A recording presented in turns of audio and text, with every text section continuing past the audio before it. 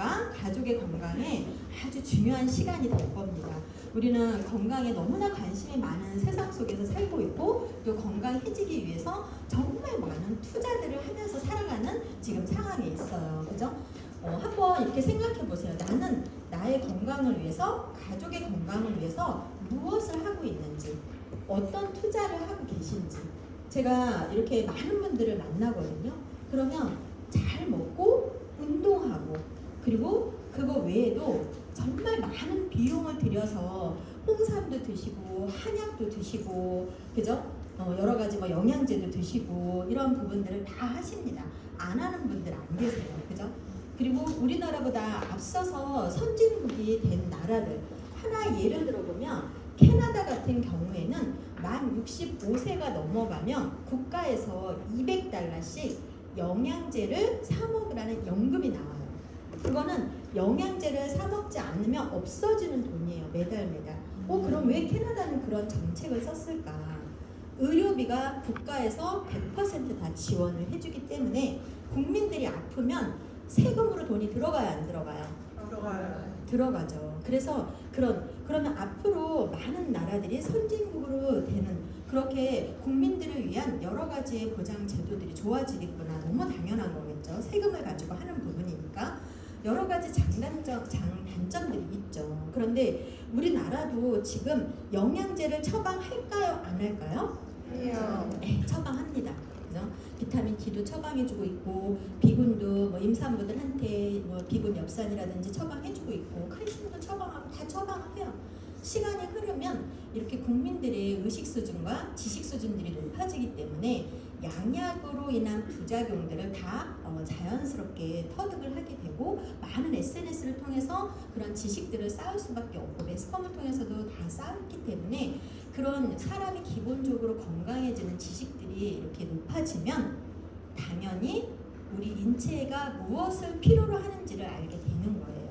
그래서 오늘 이 시간은 여러분들과 함께하는 시간들은 그럼 우리가 많은 투자와 비용 투자와 노력과 시간을 투자하는 거에 비해서 나는 얼마나 가치 있는 시간을 쓰고 있고 가치 있는 비용을 쓰고 있으며 그렇게 투자하는 만큼의 나의 건강, 나의 가족의 건강은 얼마만큼 건강한 상태에 와 있느냐라는 거예요. 그죠? 그래서 가치 있는 소비와 가치 있는 노력에 대한 부분이 무엇인지 그리고 그것은 무엇을 우리가 건강하게 챙겼을 때 우리의 삶이 건강해지는지 이런 것들을 한번 여러분들이 알고 있는 그 수많은 지식들을 체계를 이렇게 잡는 시간 올바른 정보를 잘 받아들일 수 있는 시간이 반드시 되실 거라고 봐요. 그러면 우리가 그런 건강해지기 위해서는 1차적으로는 우리의 몸의 구조를 정확하게 아는 게 너무 중요해요. 그래서 여러분들이 많이 이렇게 영양 강의를 많이 들어보신 분들은 무슨 생각을 하시면서 들으셔야 되냐면요. 내가 주변의 사람들한테 건강해지게 도움을 주기 위해서는 올바른 지식을 1차적으로는 알고 있어야 되는 게 중요하잖아요. 그렇다면 그분한테 필요한 부분은 어떤 부분까지냐라는 거예요. 상대방한테 많은 것들을 많이 알려준다라고 해서 그들이 다 그것을 받을 수 있을까요? 그게 아니죠. 그래서 오늘 나의 이러한 그 강의 중에 나의 지인한테는 이 부분을 좀 잘 안내해줘야 되겠다. 또 이한테는 이러한 상황을 잘 정확하게 안내할 수 있어야 되겠구나 라는 생각을 가지고 들어보시는 게 너무 중요합니다. 많은 정보들을 한꺼번에. 그러나 오늘에 처음 오시는 분들은 어떠한 생각이 들어요? 우리의 몸의 구조는 이렇게 생겼고 우리가 이러한 건강을 챙겨가야지 되는구나. 이러한 시간이 될 겁니다. 자, 그러면 이쪽에서 칠판이 잘 안 보이시죠? 그죠? 네, 제 뒤로 이렇게 뒤로 조금만 더 보이시나요? 네. 자, 그러면 우리가 알고 있는 지금 모든 의학 전문지에 그리고 기본적으로 우리가 알고 있는 기초 지식에 보면 사람의 몸의 구조는 다 이렇게 나와 있어요. 우리 신체를 이루고 있는 우리의 몸은 몇 가지의 계통으로 11가지의 계통, 어떤 계통? 신경계, 호흡계, 골격계, 소화기, 내분비, 외피, 호르몬, 그죠? 이런 내분비 이렇게 해서 11가지의 계통으로 이루어져 있고 우리 몸의 안쪽으로 이렇게 들어가 보면 위나 간이나 장이나 이러한 장기들을 우리는 총칭해서 뭐라고 해요? 기관이라고 해요.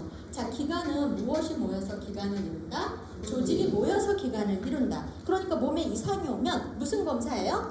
조직 검사예요. 조직을 떼죠, 일부를. 떼서 그 조직을 떼는 이유는 무엇을 보려고? 세포의 상태를 보려고. 세포의 상황이 어떤 상황을, 암세포인지 얼마나 건강한 상태인지 뭐가 문제가 있는지 이러한 부분을 보려고 조직을 떼는 거예요. 자, 그러면 결과적으로 우리는 세포를 건강하게 하면 조직도 기관도 개통도 몸도 건강하다라는 답을 얻을 수가 있는 거예요. 제가 많은 사람들을 만나서 병원에서 건강 상담을 하든 아니면 외부에서 건강 상담을 이렇게 하는 시간에 가장 안타까운 건 뭐냐면요. 많은 분들이 비염으로 아토피로 여러 가지 질환들로 고생을 하시잖아요. 어떤 분이 5년이라는 시간 동안 본인의 아들을 비염 케어를 한약과 양박 병원을 통해서 5년 동안 병원을 다닌 거예요. 자, 이 아들이 좋아졌으면 저한테 상담을 하러 왔을까요? 아니겠죠. 그분의 5년 동안의 병원 생활의 아들의 결과는 치료할 때뿐이다. 다시 또 재발해서 이 아들이 너무 힘들다는 거예요.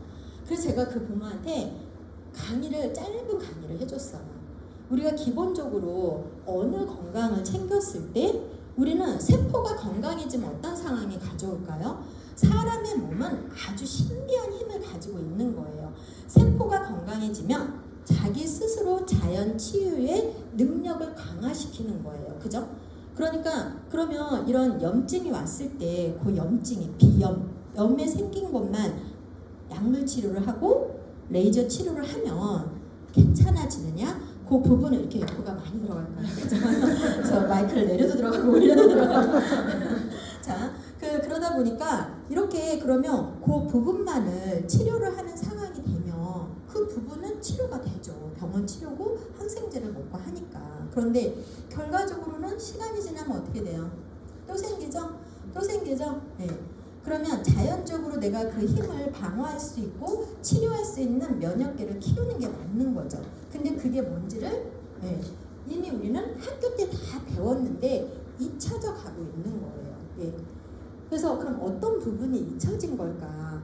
내가 간이 좋아지려면 간 세포가 자기의 기능을 잘 하면 되죠. 뇌가 좋아지려면 내 세포에 있는 일들이 자기 스스로 자기의 역할을 잘 하면 되겠죠. 그죠? 이렇게 우리 인체를 이루고 있는 50에서 이제 100쪽에 가까운 세포들을 어떻게 하면 건강하게 할 수 있느냐를 놓고 고민하셔야 된다는 거예요. 그럼 이렇게 우리의 세포를 건강하게 만드는 거, 그거는 세포가 필요로 하는 영양소를 첫 번째로는 넣어주는 게 너무 중요하다. 그래서 세포를 건강하게 하는 답은 어떻게? 세포가 필요로 하는 영양소를 넣어준다. 자, 그럼 세포가 필요로 하는 영양소가 무엇일까? 세포는 우리 중학교 때 과거에 학교 학창 시절로 돌아가면 세포가 필요로 하는 영양소는 몇 대 영양소에 대해서 배웠어요? 5대 영양소. 세포는 5대 영양소 외에는 아무것도 필요하지 않다라고 학습했어요. 첫 번째로는 탄수화물, 단백질, 지방, 그리고 비타민, 미네랄. 지금 초등학교에서 몇 대 영양소 배워요? 네, 식이섬유, 물까지. 그리고 세포가 필요로 하는 식물 영양소, 파이토케미칼, 노란색, 빨간색, 보라색 이러한 색깔을 내는 이런 파이토케미칼까지 이 영양소에는 아무것도 필요하지 않는다. 그러면 한약을 쫙 다려서 먹으면 이 8가지를 다 얻을 수 있을까요? 홍삼을 쫙 녹여서 먹으면 이 세포가 필요로 하는 이거 외에는 아무것도 필요하지 않는다고요. 그죠? 우리 여러분들이 건강을 위해서 드시는 많은 것들이 과연 나의 이러한 영양소, 기본적으로 5대 영양소들을 다 넣어줄 수 있는지를 먼저 고민을 해보신다면 내가 어떤 가치 있는 소비가 무엇인지 바로 나옵니다. 그래서 이렇게 그러면 이 5대 영양소들 중에서 가장 중요하다고 하는 3대 영양소, 이렇게 5대 영양소, 그죠? 그러면 3대 영양소는 얘네들은 왜 거대한 영양소라고 하고 왜 대량 영양소라고 할까? 이 영양소들은 크기가 크기 때문에 우리 세포 안으로 바로 들어올 수 있는 게 아니에요. 그래서 세포한테 바로 넣어줄 수 있는 상황으로 되려면 얘네들이 세포 속으로 들어올 수 있는 크기로 쪼개져야 됩니다. 그래서 가수분해 되어져야 된다. 여러분들이 우리가 탄수화물은 포도당으로 이렇게 쪼개지는 거예요. 그래서 병원에 가시면 보통 어떤 이렇게 몸이 피곤하면 링겔 많이 맞으시잖아요. 그거 무슨 주사 맞는 거예요? 네. 그래서 감기가 걸려서 몸이 아프고 여러 가지 상황으로 내가 몸이 지쳤을 때 밥 한 끼 딱 먹으면 몸이 회복되지 않는데 링겔을 맞으면 바로 회복이 되는 걸 느낄 수가 있어요. 그거는 이런 바로 소화흡수된 상태로 돌아오기 때문에 그런 거다. 자, 그러면 우리 몸에 그러면 단백질은 무엇으로 가수분해 되어져야 되느냐? 아미노산. 지방은 지방산으로 이렇게 가수분해 되어져야 돼요. 자, 그러면 이렇게 가수분해 되어진 상태, 이런 상태를 우리는 전문용어로 어떠한 상태다라고 얘기하냐면 소화 흡수된 상태다라고 얘기를 하는 거예요. 자, 어떤 분들이 나는 음식을 먹고 잘 이렇게 배출을 잘 시키면 난 소화가 잘 돼요, 이런 얘기 되게 많이 하시죠, 그죠? 그래서 그런 잘 먹고 잘 배출시키는 그러한 소화를 얘기하는 게 아니라 우리 몸에서는 세포가 필요로 하는 영양소들이 세포 안으로 잘 들어올 수 있는 가수분해된 상태를 소화흡수 상태다라고 얘기를 하는 거예요. 그래서 이렇게 소화흡수가 되려면 혼자 이렇게 시키는 것이 아니라 우리 몸에 반드시 필요한 영양소를 같이 운반해주는 애가 누구예요? 산소. 산소가 없이는 각각의 영양분들을 운반할 수가 없죠.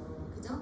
그래서 몸에 지방량이 많아지면 산소량이 줄기 때문에 우리가 고도 비만은 질병으로 전 세계가 분류를 한 거예요. 계속 내가 아무리 좋은 것을 많이 먹어도 각각의 영양소로 가야 될 운반 매개체가 없다는 얘기잖아요. 부족하다는 얘기잖아요. 그죠? 자, 그러면 이런 산소와 또 뭐가 필요해요? 효소가 필요해요. 근데 이러한 효소는 자기 혼자 역할을 할 수 있는 게 아니기 때문에 반드시 이 효소를 도와주는 조효소가 필요한 거예요.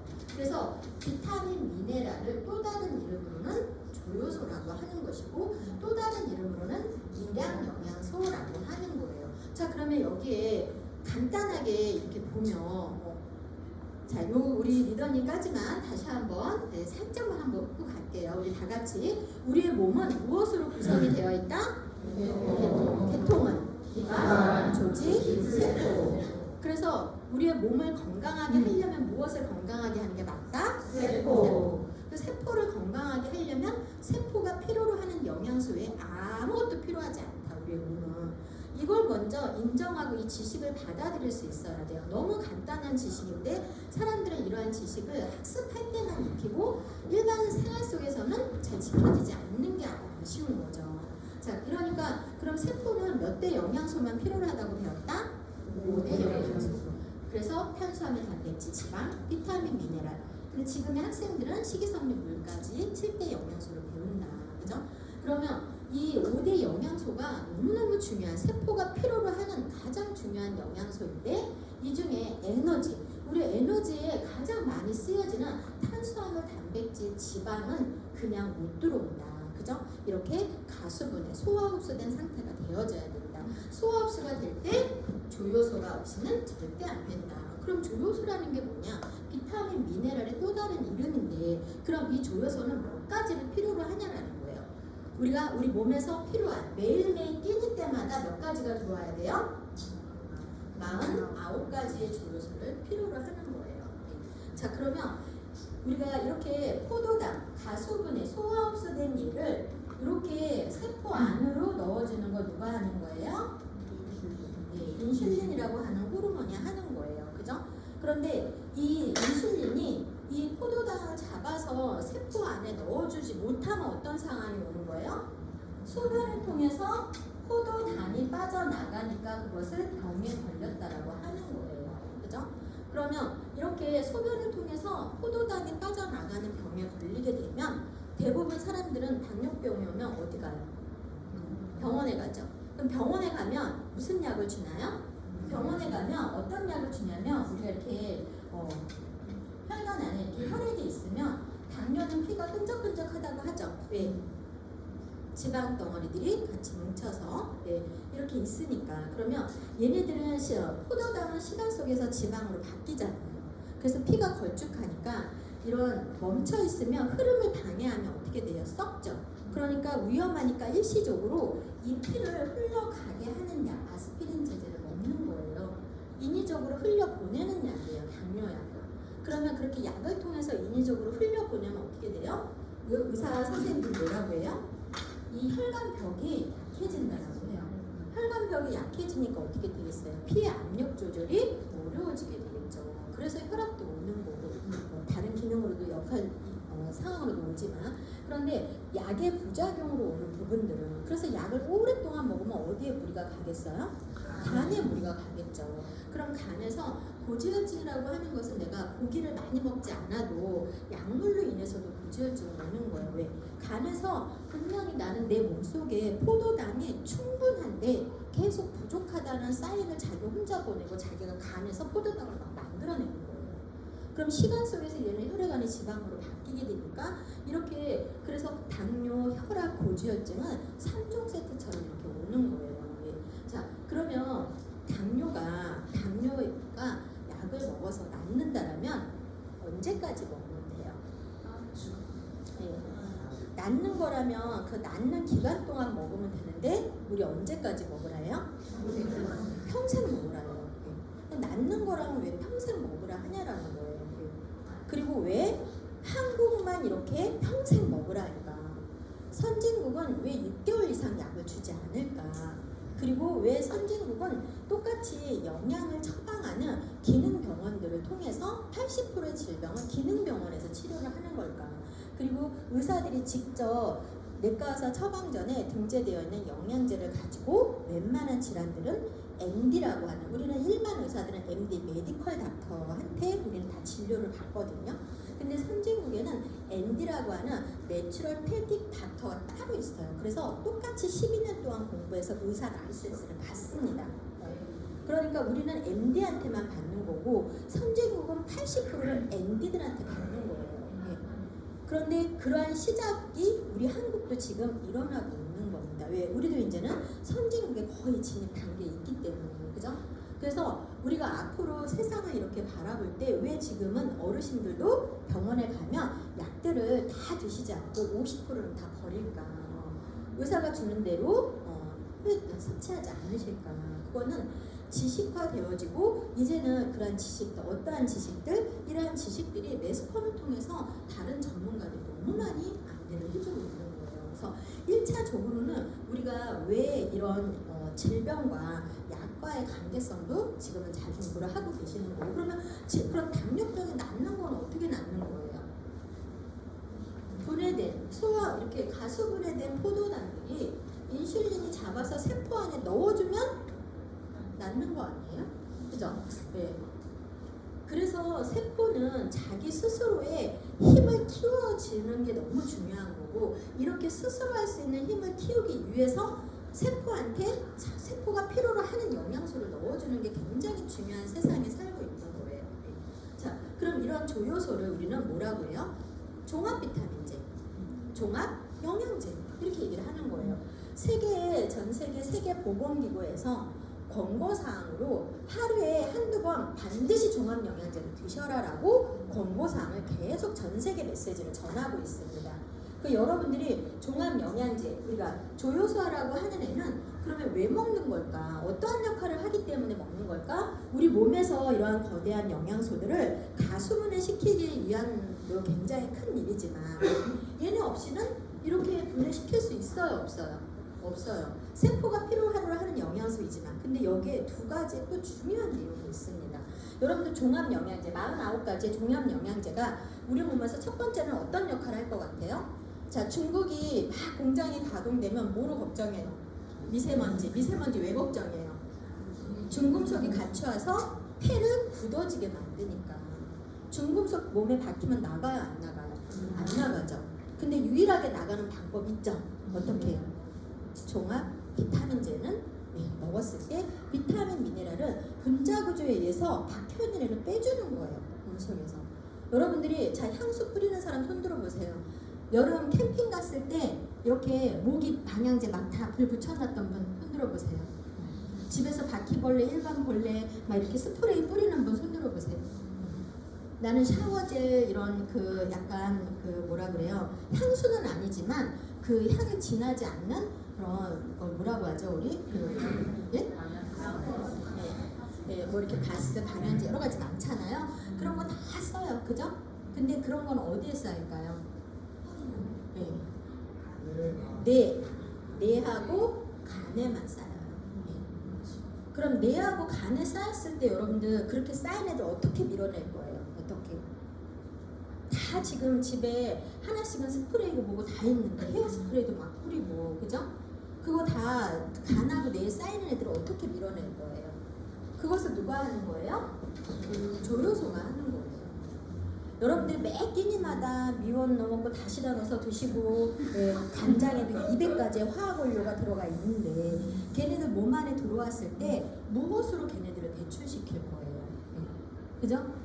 그런 수많은 우리가 매일 쓰는 화장품, 샤워제 이런 거는 호르몬 계통에 쌓이지만 제가 지금까지 얘기했던 거는 간, 뇌, 폐에 쌓이는 거예요. 한 번 들어오면 그죠? 지금 뭐 일본 저기 이제 오염수 방출로 인해서 막 난리를 치고 있지만 그거 안에는 기본적으로 이미 방출을 다 계속 해왔고 과학적으로 그것을 증류시키고 정류를 해서 보내는 거는 아무렇지도 않은 거예요. 예. 그런데 그러한 상황들을 계속 가져오는데 너무 사회적으로 지금 잘못된 분위기가 만들어지고 있는 거지만 그래도 만약에 방출을 시켰다. 그래서 우리가 그것을 우리 몸에 원폭이라든지 이런 것들을 받게 됐다. 그러면 이걸 받았을 때 우리 몸에서 빼줄 수 있는 게 있어요? 없어요? 있어요. 예. 그러니까 일본 같은 경우에 일본에 들어가는 미네랄은요 크기가 이만씩이에요. 진짜 한 몇 번 부셔서 먹어야 돼요 크기로. 아니 정말 제가 깜짝 놀랐거든요. 왜 미네랄만이 걔네들을 빼줄 수 있기 때문에 원폭을 받은 부분은 요드라고 하는 미네랄만이 걔네들을 바깥으로 배출시켜 줄 수 있기 때문에 그래서 일본으로 들어가는 미네랄의 종합 비타민제 안에는 이렇게 큰 거예요. 우리가 영양에 대해서 올바른 내용들을 모르면 자꾸 돈이 먹어도 되고 안 먹어도 되는 것처럼 생각하시는 분들이 있고 두 번째 중요한 건 뭐예요? 여러분들 다이어트 그렇게 하고 싶잖아요. 모든 지방들을 다 없애서 그 사진 이렇게 플라이어에 멋지게 나오는 그런 여성들의 몸매 다 원하잖아요. 남성분들도 그죠? 그런데 왜 가장 기초적인 걸 못 받아들이는지 지방을 분해시켜서 근육을 만들 때 얘네들이 없이는 절대적으로 안 되는 거예요. 근육하게 나와 있는 내용들이에요. 그런데 그런 내 몸에서 필요한 영양 제가 제일 답답한 것도 한 가지는 뭔지 아세요? 딸을 키우는 자녀분들 잘 들으세요. 빈혈이 있는 아이들 많아요 안 많아요 요즘에? 빈혈은요 있을 수 없는 거예요. 과거에 못 먹고 못 살던 시절에. 그런데 왜 최근에 그렇게 빈혈이 많은가? 우리가 간에서 하루에 필요한 철분량을 다 만들어냅니다. 그래서 선진국에 가면요 철분제는요 처방이 없이는 못 받아 먹는 거예요. 왜? 처방 없이 철분제를 계속 먹게 되면 간이 다 망가집니다. 그래서 이 철분이라고 하는 것은 하루에 필요한 양들을 다 만들어내는 거예요. 내 몸에서 매일매일. 그럼 왜 빈혈이 오냐? 만들어내는데 걔를 잡아서 다시 우리 몸속에서 재흡수시켜주는 비타민 B군이 내가 못 받아들이니까 빈혈이 오는 거예요. 그럼 실질적으로는 무엇이 필요하다라는 거예요? 빈혈이 오는 사람들한테는 비타민 B군이 필요하다라는 얘기잖아요. 임신 중에 의사가 비타민 B군 처방해줘요? 안 해줘요? 해주죠. 그런데 왜 안 나아질까? 왜 딱딱한 변이 나올까? 딱딱한 변이 나오고 있다라는 거 뭐예요? 철분이 흡수가 안 되고 있다라는 거예요. 예. 그러면 그 재흡수를 시켜줄 수 있는 애가 필요한데 그러니까 이러한 지식들을 내가 너무 혼란스럽게 알고 있으면 돈을 들이고 자꾸 엉뚱하게 가져가는 겁니다. 그래서 이런 조효소들은 우리 몸에서 지방을 에너지원으로 가장 많이 쓰는 애들이에요. 얘네들 없이는 지방 분해를 시킬 수가 없는 거예요. 그럼 가장 많은 지방을 분해시키는 애가 뭐가 있어요? 비군 중에 690이 없이는 분해를 절대 지방을 분해시킬 수가 없는 겁니다. 그래서 이렇게 우리가 종합 영양제를 먹는 가장 큰 이유는 그냥 음식에서 영양분을 얻을 수가 없어서가 아니라 첫 번째로는 화학적인 성분들 그죠? 중금속 이러한 얘네들을 바깥으로 내보내기 위해서. 두 번째로는 지방량이 많아지면 뭐가 부족해진다 그랬어요? 상대적으로 산소. 영양분을 운반해주는 대개체가 부족해지기 때문에 그래서 더 비만은 더 고도 비만으로 갈 수가 있는 거예요. 이러한 내용들을 우리가 그래서 인체를 알고 영양을 알면 되게 재밌어져. 재밌지 않아요? 왜? 하나하나 그런 원리를 알게 되면 우리가 기본적으로 어떠한 건강을 챙겨야 되는지를 바로 알 수 있는 거죠. 그래서 이렇게 우리의 몸에 조효소가 너무나 필요하다. 그러면 이런 조효소들이 부족해져서 우리 몸에서 또 어떠한 일들이 일어나고 있기 때문에 질병으로 또 이어지는가. 지금 현대에서 많은 사람들이 앓고 있는 여러 가지 질환들이 있어요. 여러분들이 주변에서 앓고 있는 질환들을 한번 얘기해 보세요. 예, 우리가 뭐 관절에 대한 거, 그죠? 예, 메니에르, 이명, 또 뭐 있어요? 백혈병, 뇌전증, 그다음에 루게리, 이명, 뭐 이런 병들 특히 뭐 메니에르라든지 이명이라든지 뭐 이런 부분들, 루게릭이라든지 이런 질병들은 현대 과학으로는 잘 고치기가 어렵다라고 얘기해요. 뭐 비문증이라든지 막 이런 질환들. 그런데 영양요법이 들어가면 기능병원에서 들어가면 그렇지 않다라는 거예요. 기능의학으로 봤을 때는 충분히 세포를 건강하게 하면 가능하다라는 거예요. 그래서 이렇게 현대인들이 앓고 있는 굉장히 많은 질환들을 우리가 1000몇 가지, 2000몇 가지로 나눌 수 있지만 보통은 100에서 150가지로 줄여서 얘기를 하는 겁니다. 그죠? 그러면 그렇게 한 150가지 정도 되는 이러한 현대인들이 앓고 있는 질환들은 대부분 뭐예요? 심혈관계통, 그리고 뇌혈관계통, 그죠? 그리고 암, 여러 가지 우리가 앓고 있는 여러 가지 제가 지금 얘기드린 당뇨도 1형, 2형, 3형, 치매성 당뇨까지. 이런 당뇨가 왔을 때 1형 당뇨 어떻게 해야 되는 거예요? 1형 당뇨에는 췌장 베타세포에서 아예 인슐린을 못 만들어내는 거예요. 그러니까 선천적인 경우가 되게 많은 거고 대부분은 다 어떤 당뇨예요? 2형 당뇨예요. 이렇게 포도당이 인슐린이 잡아서 세포 안에 넣어주지 못하는 상황. 그죠? 그러니까 조금만 체온 관리하고 이런 영양요법 관리하면 바로 좋아질 수 있는 건데 굳이 이것을 약으로 다스려서 더 어려운 상황을 가져가는 게 훨씬 많다. 그러니까 조금 선진국에서 기능병원에서 처방하는 내용들을 우리는 이제서 다시 의사 선생님들이 보고 이제 시작하는 단계에 있다라고 보시면 돼요. 우리 한국도 8개의 기능병원들이 선정이 돼서 시범적으로 지금 운영 단계를 가져가고 있습니다. 앞으로 그래서 이제 어떤 세상이 펼쳐질지를 잘 보셔야 되는 거예요. 자, 그러면 이러한 질환들을 우리는 뭐라고 얘기하냐면 하나의 단어로 총칭하죠. 만성, 뭐예요? 오래됐다라는 거예요. 그래서 퇴행성, 뭐예요? 기능이 약해졌다라는 거죠. 그 기능이 너무 과하게 약해지는 상황을 우리는 질병의 단계로 보는 겁니다. 그래서 이렇게 만성 퇴행성 질환으로 묶여져서 가는 거예요. 그리고 이런 세포들의 기능들이 이렇게 약해지는 상황들이 되다 보니까 어린아이보다는 누구한테? 성인들한테 많이 나타나는 성인 질환 또는 그래서 결과적으로는 이렇게 소화흡수 단계를 거쳐서 세포 안으로 들어가지 않는 상황을 우리는 이런 과정들을 뭐라고 하는 거예요? 대사 과정이라고 하는 거죠. 이런 대사 과정들이 잘 일어나지 않기 때문에 이것을 질병의 단계로 보는 겁니다. 그리고 이러한 상황들은 결과적으로는 무엇을 만드는 거예요? 세포가 건강해져서 자기 스스로 자기의 역할을 할 수 있는 것을 우리는 나의 개인 방어 시스템, 면역 시스템을 강화시키는 거라고 얘기를 하는 거예요. 그래서 결과적으로는 무엇이 다 어려워지는 거다? 면역계가 힘들어지는 것을 질병이라고 하는 거예요. 다 똑같은 얘기인 거예요. 그러니까 매스컴을 통해서 나오는 이런 모든 질환들은 다 동일한 이름으로 다 보시면 됩니다. 자, 그러면 우리가 이러한 질환들을 우리는 예방하는 게 목적이 있는 거고 그래서 열심히 건강을 챙기시는 거잖아요. 그죠? 그러면 예방하기 위해서는 이러한 원인이 왜 걸렸는지 원인을 알아야 되는 거고 여러분 주변에 아프신 분들 많이 계세요? 안 계세요? 많이 계시죠? 그러면 이미 그런 단계에 있는 분들한테 여러분들이 어떤 조언을 해줄 수가 있을 것 같아요? 과학적으로 밝혀진 내용에 의해서 정확하게 알고 계셔야 여러분들이 올바른 안내를 할 수 있는 거잖아요. 그래서 원인을 아는 게 되게 중요해요. 이미 과학계에 의해서 밝혀진 내용들입니다. 가장 큰 원인은 이러한 질환들은 왜 생겼냐라는 거예요. 왜? 무엇 때문에? 가장 큰 원인은 영양의 알고 있어요.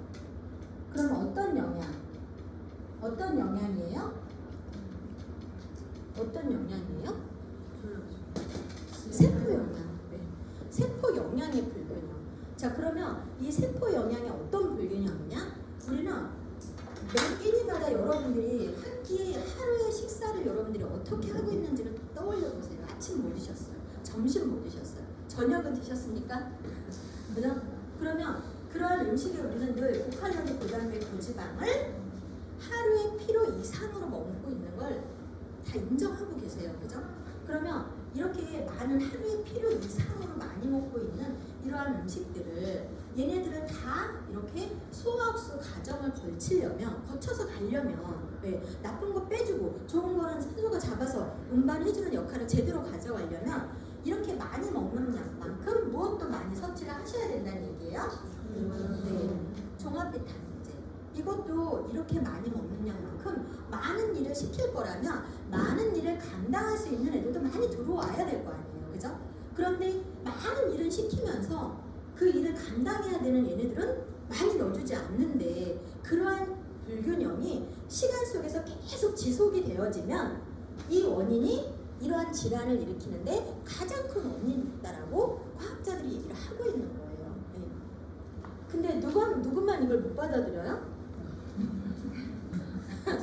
전문가들은 다 이러한 원인이 일어났다라고 하는데 전문가들의 얘기를 안 들으면 누구 얘기를 듣겠다라는 거예요. 그죠? 그래서 이렇게 영양의 불균형으로 왔으니까 영양의 균형을 맞춰가는 거를 첫 번째로 해야 되는 게 우선적인 거잖아요. 그죠? 이건 이미 밝혀진 내용이니까. 자, 두 번째로는 어떠한 상황 때문에 이런 질병이 왔다라고 하냐면요. 두 번째로는 스트레스에 의해서 왔다. 그럼 스트레스를 받으면 우리 몸에서 어떠한 일이 일어나기 때문에 이런 스트레스가 이렇게 이러한 많은 질환의 원인들이라고 얘기를 할까? 자, 그러면 보세요. 우리가 여기서 지금 여러분들이 호흡을 해보세요. 여기는 깊이 들이마셔요. 옆에 있는 산소량 다 마시지 말고 그러면 내가 이렇게 산소를 마시면 내 몸속에 뭐가 들어오는 거예요? O2가 들어오는 거예요. 그죠? 네. 그러면 산소가 들어오면 우리 몸속에서 지금 무슨 일이 일어나고 있는 거냐면요. O가 두 개잖아요. 그죠? O가 하나 날아갑니다. 그래서 산소가 들어오면 하나는 화학 반응에 의해서 날아가고 이렇게 하나만 남아있는 상태들이 내 몸 안에서 일어나고 있는 거예요. 그래서 얘 이름은 산소인데 어떠한 산소냐면요. 활성산소, 힘이 세다라는 그러한 산소의 뜻을 갖고 있는 애예요. 예. 그런데 얘가 이렇게 호흡을 통해서 들어오는 산소는 몸에서 좋은 역할을 해요. 우리 몸에 많은 면역에도 관여를 하고 나쁜 것들을 없애는 것에도 관여를 하고 많은 일들을 하는데 문제는 뭐냐면 사람이 스트레스를 받았을 때 내 몸 어딘가에서 뿜어내는 산소, 활성산소가 있어요. 그게 뭐냐면 자, 건강한 세포는 몇 개의 전자를 가지고 있어요? 2개의 전자를 가지고 있어요. 이게 정상적인 세포의 모양이에요. 그런데 우리가 몸에서 이제 세포가 산화 과정을 거쳐가게 되면은 하나의 전자를 잃어버리면서 이렇게 산화된 세포를 만들어냅니다. 지금도 여러분들의 몸속에는 이러한 산화된 세포가 많이 있어요. 어린아이는 없을까요? 어린아이도 있어요. 네. 자, 그러면 이러한 산화된 세포들은 어떻게 이렇게 산화 과정을 가져가느냐? 사람이 몸에서 우리가 이렇게 스트레스를 받잖아요. 그러면 내 몸에서도 이렇게 활성산소라는 얘를 굉장히 많이 뿜어내는데 호흡을 통해서 들어오는 거 말고 이미 공격을 받은 산화된 세포 안에서 여러분들 우리의 세포를 더 건강하게 만들어줄 수 있는 세포 안에 미토콘드리아라는 게 있죠. 에너지원을 만들어내는, 그죠? 그래서 이 미토콘드리아가 정상적인 세포 안에서는 얘는 건강하겠죠. 산화된 세포의 미토콘드리아는 건강할까요? 그렇지 못하겠죠. 그래서 산화된, 태화된 미토콘드리아 안에서 사람이 스트레스를 받으면요. 태화된 미토콘드리아 안에서 활성산소를 20배가량 만들어냅니다. 자, 태화된 미토콘드리아에서 뿜어내는 활성산소는 건강한 세포를 공격을 해서 이 하나의 전자를 뺏어오는 습성을 가지고 있어요. 그래서 얘를 뺏어오면 본인이 이렇게 산소로 변하는 게 아니라 아주 불필요한 나쁜 힘을 키워냅니다. 그래서 건강한 세포를 지속적으로 계속 연타로 공격하게 되는 거예요. 그러면 이렇게 공격을 받은 세포들은 더 힘을 잃어가겠죠. 그죠? 그래서 많은 이러한 독소의 상황들이 되고 염증의 상황들을 만들어내면서 암이 될 수도 있겠죠. 여러분들 암이라고 하는 건 뭐예요? 하나의 그런 조직에서 염증이 4번을 반복하는 게 암이에요. 그래서 조직에 염증이 오면 그 부분을 떼서 조직 검사를 하는 거예요. 세포의 상황을 보려고. 그러면 이런 산화된 이러한 세포들이 계속적으로 만들어지는 게 좋은 거예요, 나쁜 거예요? 네, 건강을 잃어가는 신호이죠, 그죠? 그럼 이렇게 활성산소를 막 뿜어낼 때 누군가는 얘를 재빠르게 잡아가지고 바로 없애버리면 너무나 좋겠죠. 왜 사람이 암도 최하 몇 년에 걸쳐서 온다라고 해요? 10년. 보통은 20년, 30년에 걸쳐서 암이 오는 거예요. 근데 사람이 극도의 스트레스를 받으면 급성으로 암이 와요, 안 와요? 오죠. 예. 급성 백혈병 있어요, 없어요? 있어요. 급성 간염 있어요, 없어요? 있어요. 다 무엇으로 오는 거예요? 스트레스. 엄청난 스트레스가 하면 나의 약한 쪽을 치는 거예요. 무엇으로? 이렇게 태아된 세포에서 활성산소를 엄청나게 만들어내서 치는 거예요. 그러면 얘네들을 이렇게 막 내가 스트레스를 받아서 이게 갑자기 막 생겨나면 얘네들을 재빠르게 잡아서 없애버릴 수 있는 애가 있으면 너무 좋겠죠. 그게 있다라는 거예요. 그게 전문가들에 의해서 6개의 전자를 가지고 있는 항산화제로 밝혀진 거예요. 자, 그러면 어떠한 방법으로 이 항산화제는 활성산소한테 하나를 딱 주면 얘는 빠르게 중화돼서 없어집니다. 그러면 이런 건강한 세포를 공격하는 애를 없앤 거잖아요. 너무 중요하겠죠. 두 번째로는 이렇게 산화된 세포한테 하나를 주면 얘는 이 하나를 받아서 세포를 정상화시켜요. 너무 중요하겠죠. 항산화제가.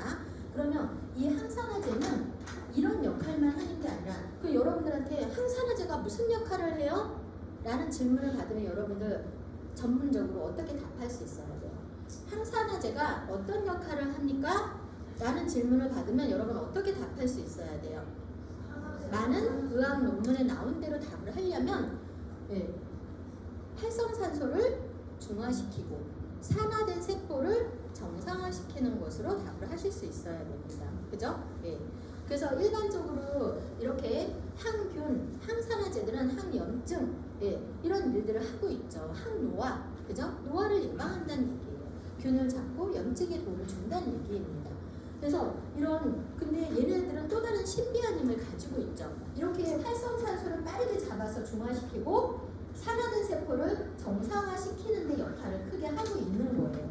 그러면 얘네들은 이렇게 나누어진 상태로 또 이렇게 그냥 머물러 있는 애들이에요. 너무 신기한 건 뭐냐면 새로운 내가 항산화제를 섭취를 했을 때 6개의 전자가 들어오면 하나만 전달을 받아도 6개를 또 다 살려내는 느낌인 거예요. 너무 대단하지 않아요? 저는 너무 사람의 몸이 굉장히 신비하다라는 생각을 해요. 자, 그러면 이러한 항산화제들을 왜 전문가들이 항산화제를 드실 때는 3가지, 4가지를 같이 먹으라고 할까? 이런 시너지를 내기 때문에 같이 먹으라고 하는 거예요. 다 나누어주고 있다가 하나만 딱 받아도 6개를 딱 살려내고 재빠르게 6개를 살려내니까. 여러분들 그래서 제가 그 서울대에서 커즈와일 박사가 서울대에서 강의를 하면서 굉장히 사회적인 큰 이슈가 돼서 조선일보에 막 이렇게 두 양면에 막 나오는 상황이 됐다 그랬어요. 그분이 어떤 부분 때문에 그렇게 사회적으로 이슈가 됐다 그랬어요? 그분이 서울대에서 와서 강의한 부분은 뭐라고 강의했냐면 그때 당시 평균 수명이 80이었었어요. 지금은 평균 수명 몇 살로 나와요? 120. 지금 120으로 나오죠. 그러니까 지금 시대에 와서 강의를 했다면 크게 이슈될 것도 아니었어요. 그런데 평균 수명이 80일 때 자기가 150살까지 건강하게 살 수 있다고 자신했기 때문에 난리가 난 거예요. 그러면서 그렇게 150살까지 자신 있게 살 수 있는 거는 나는 영양제로 하루에 230알을 먹기 때문이다라고 했잖아요. 여러분들 몇 알 드세요? 전 세계 생명과학에 의학에서 아주 유명하신 이러한 분도 하루에 비타민 미네랄 조효소를 230알을 드신다는데, 그래서 여예수도가 뭐라 그랬어요? 내가 한 끼에 50알씩 해서 150알을 먹어봤는데 230알은 도저히 못 먹겠다, 이런 얘기 막 하시잖아요, 전문가들이. 여예수도뿐만이 아니라. 그러면 무엇을 이렇게 먹겠어요? 여러분들이 나는 돈밖에 없어. 그러면 항산화제, 간에 좋은 항산화제 몇 알 드실 것 같아요? 이 노화를 일으키지 않는 항산화제 몇 알 드실 것 같아요? 한 끼는 막 배가시고 늙지 않냐, 막 불로장생이면 내가 여유만 있다면, 그죠? 그리고 이러한 항산화제들이 각각이 다 다르잖아요. 간에서 역할을 하는 항산화제, 피를 맑고 깨끗하게 해주는 항산화제, 혈관 벽을 튼튼하게 해주는 항산화제, 심장에 좋은 항산화제, 눈에 좋은 항산화제 얼마나 많아요. 그런 항산화제를 그렇게 많이 드시는 거겠죠. 돈에 여유만 있다라면, 그죠? 여러분들도 그렇게 드실 거 아니에요. 그러면 이런 항산화제들이 이렇게 역할을 하고 있는데, 모든 의학 논문에, 자, 이거 딱 들으니까요, 쉬워요, 안 쉬워요? 너무 쉽죠? 항산화제가 이런 역할을 하는구나. 근데 여러분들이 오늘 이 강의를 처음 듣는 분들은 일반적인 논문이나 의학 서적에서 이렇게 나와요. 자, 이 활성산소를 의학 용어로 프리레디칼이라고 해요. 그래서 이렇게 나와 있어요. 이 프리레디칼이 정상세포의 궤도를 막 돌다가 빠르게 항산화제에 의해서 중화되지 못하면 세포의 막, 세포의 핵, 세포의 DNA까지도 다 손상을 시켜서 만성 퇴행성 질환, 암까지도 다 일으키게 된다, 이렇게 나와 있어요. 네. 어떻다고요?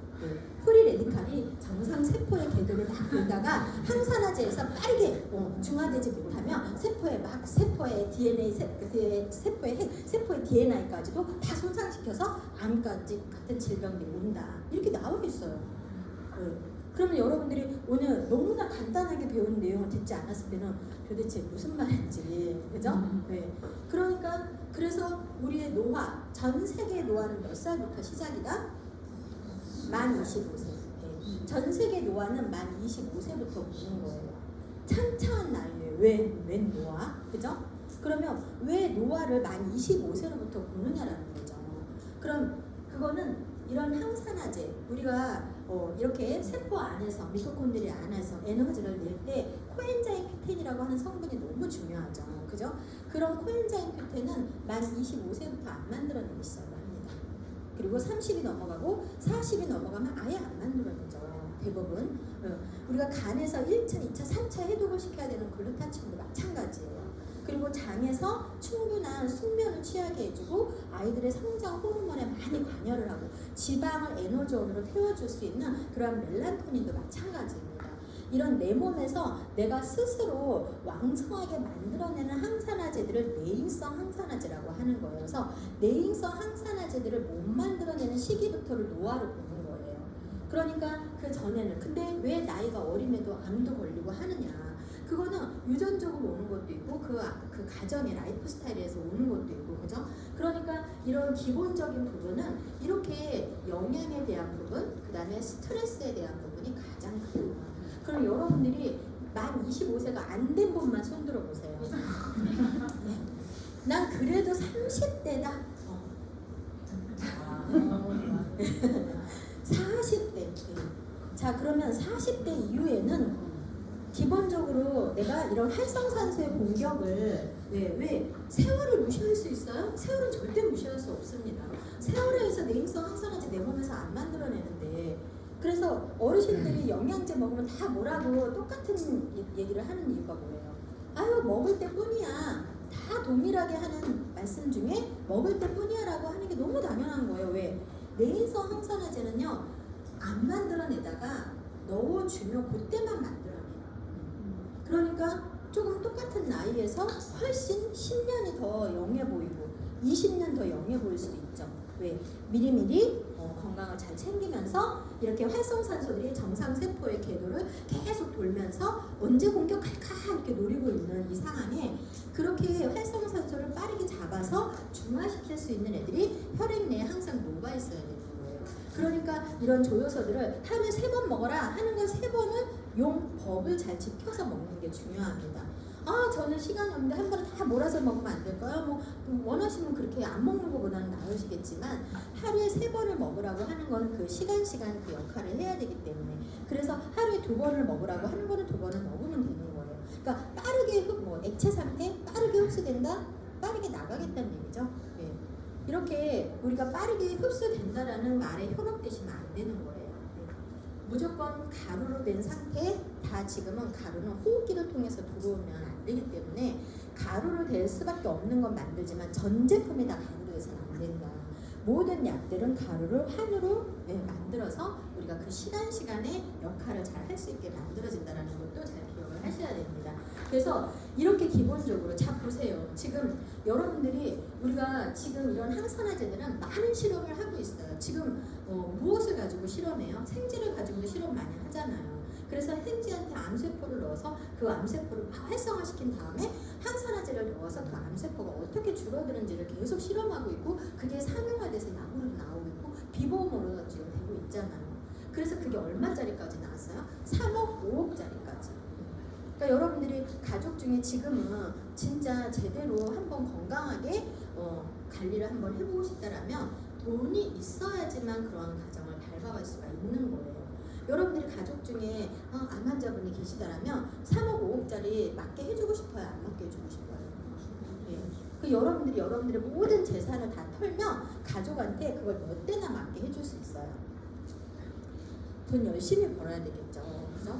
예. 지금 제가 정말 우리가 이 지역 사회 안에서도 정신 차려야 되는 게 뭐냐면요.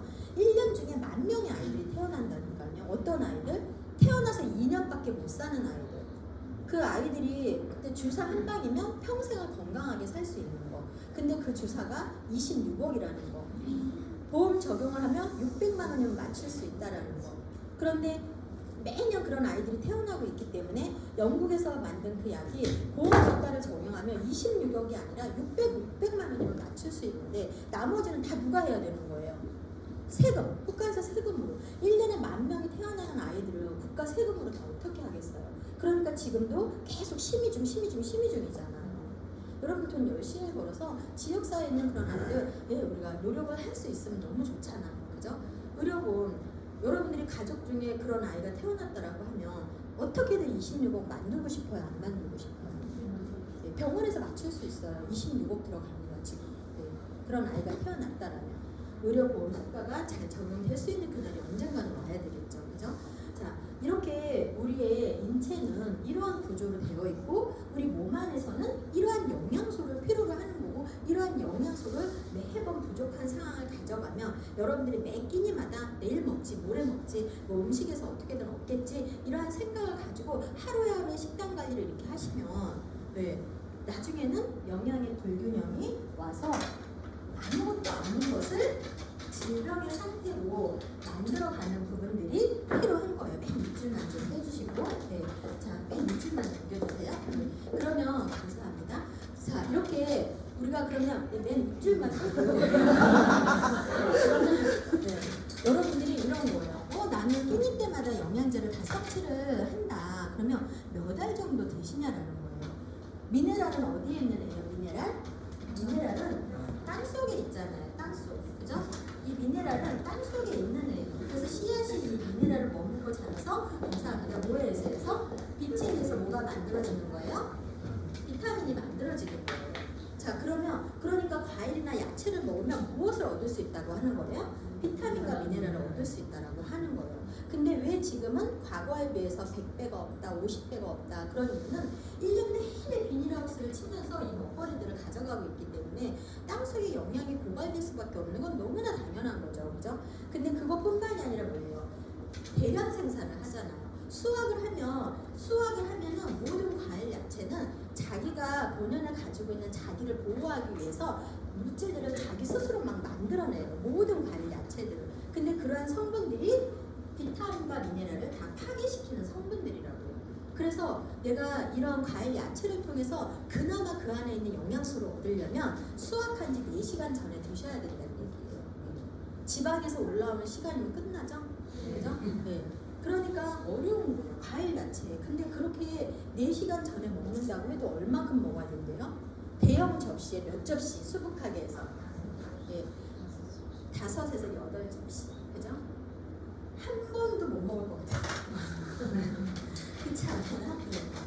뿐만 아니라 여러분들 씨 없는 수박, 씨 없는 포도 드실 거예요? 씨 잔뜩 있는 수박하고 포도 드실 거예요? 누가 씨 잔뜩 있는 거 먹겠습니까? 근데 건강을 위해서 그렇게 드셔야 되는 거예요. 농사 지어보세요. 엄청납니다. 씨앗. 포도 절반이 씨앗이에요. 예. 그런데 그런 부분들은 왜 그럼 우리가 먹는 거는 씨앗이 없냐라는 거예요. 걔는 약을 써서 호르몬 제제를 써서 씨앗이 자라나지 않게 하는 거예요. 그러니까 지금의 먹거리들은 안전한 게 하나도 없는 거예요. 그래서 제가 과일 막 크고 튼실한 거 별로 좋아하지 마시라고 하는 거예요. 그리고 다 우리의 지방을 더 지방세포를 더 키우는 성분들이 훨씬 더 많다. 호르몬의 교란을 일으킬 수 있는 내용들이 훨씬 더 많다. 그러니까 그러한 것들을 다 배제시켜서 안전한 형태로 먹으려면 우리가 어떠한 농장에서 추출해내는 게 중요한, 거기서 키우는 작물이 중요한 게 아니라 그러한 작물에도 이미 산성비에 의해서 다 오염된 환경에서 나면 어쩔 수 없는 거예요. 그러면 그렇게 자란 환경에서 나온 것을 어떻게 안전한 형태로 정제시키고 어떻게 효능이 있는 형태로 추출해냈느냐, 그런 기술력을 가지고 있고 그런 의약품의 기술력을 가지고 제조 환경을 가져가고 있느냐가 중요한 거지, 원료를 어떤 원료를 썼느냐 이런 부분은 그 원료를 가서 재배해서 오면 뭐예요? 거기에 이미 농약이고 바람에 의해서 유전자 조작된 콩들이 다 날라와서 다 싹을 틔웠는데 이미 그 농장 안에서 무슨 의미가 있어요, 그죠? 그걸 정확하게 분석해내고 그것을 정제시키고 추출해내는 기술력과 그걸 국가기관에서 의약품 기관에서 국가에서 인정해주는 내용이 중요한 거죠. 그러한 지식들을 우리가 쌓는 게 너무 중요한 겁니다. 그래서 그러한 회사가 딱 하나 회사가 있기 때문에 그러한 회사를 볼 수 있는 지식을 갖고 있는 게 중요하다는 얘기예요. 그러면 많은 사람, 여러분들이 지금 영양제 8알이나 드시고 계세요. 그죠? 그럼 뭐 6알, 6알도 많아요. 네. 뭐 10알도 많아요. 그리고 알은 또 왜 이렇게 커요? 네. 그런 얘기 되게 많이 하시잖아요. 그죠? 그러면 알 크기를 작게 드시고 싶으시면요, 석유에서 추출한, 합성 비타민은 어디서 추출한 거예요? 석유에서 화학 분자 구조로 만드는 거예요. 그래서 우리가 원하는 기르기로 아주 작게 만들 수 있어요. 네. 왜? 화학 분자 구조를 가지고 만드는 거니까. 근데 자연에서 추출해서 그걸 환으로 만드는 것을 작게 하는데 한계가 있지 않겠어요? 네. 그러니까 하루에 필요한, 그래서 이렇게 전문 박사님들이 뭐라 그래요? 네. 저명한 박사님들이 내가 하루에 필요한 영양을 줄일 거냐.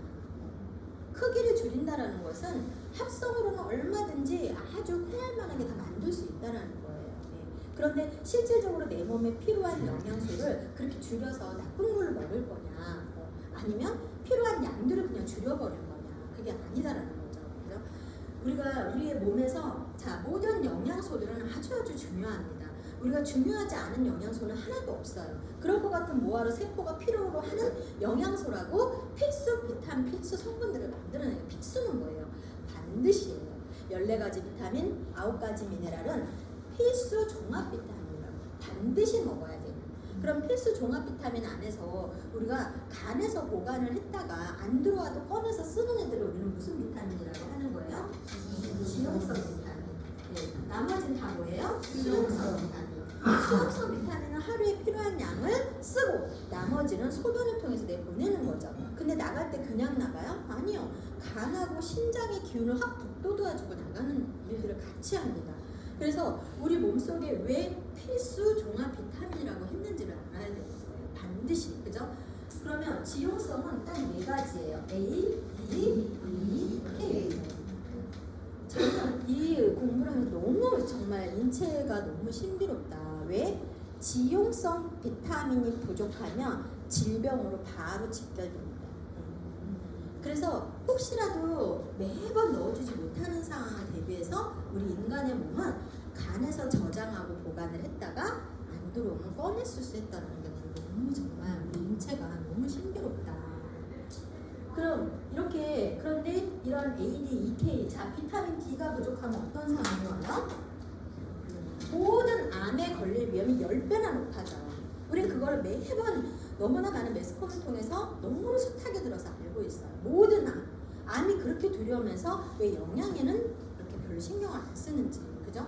그럼 비타민 D는 우리가 이렇게 우리 몸 안에서 비타민 D를 먹어야 되는 게 아니고요. 비타민 D를 아무리 섭취를 해도 수치가 안 올라갈 수가 있어요.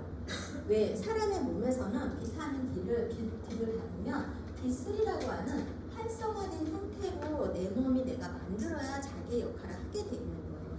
그런데 D3로 못 만드는 사람들이 있겠죠. 그러니까 시중에서 판매되는 비타민 D를 먹으면 아무리 먹어도 주사요법을 통해서 맞아도 수치가 안 올라가는 거예요.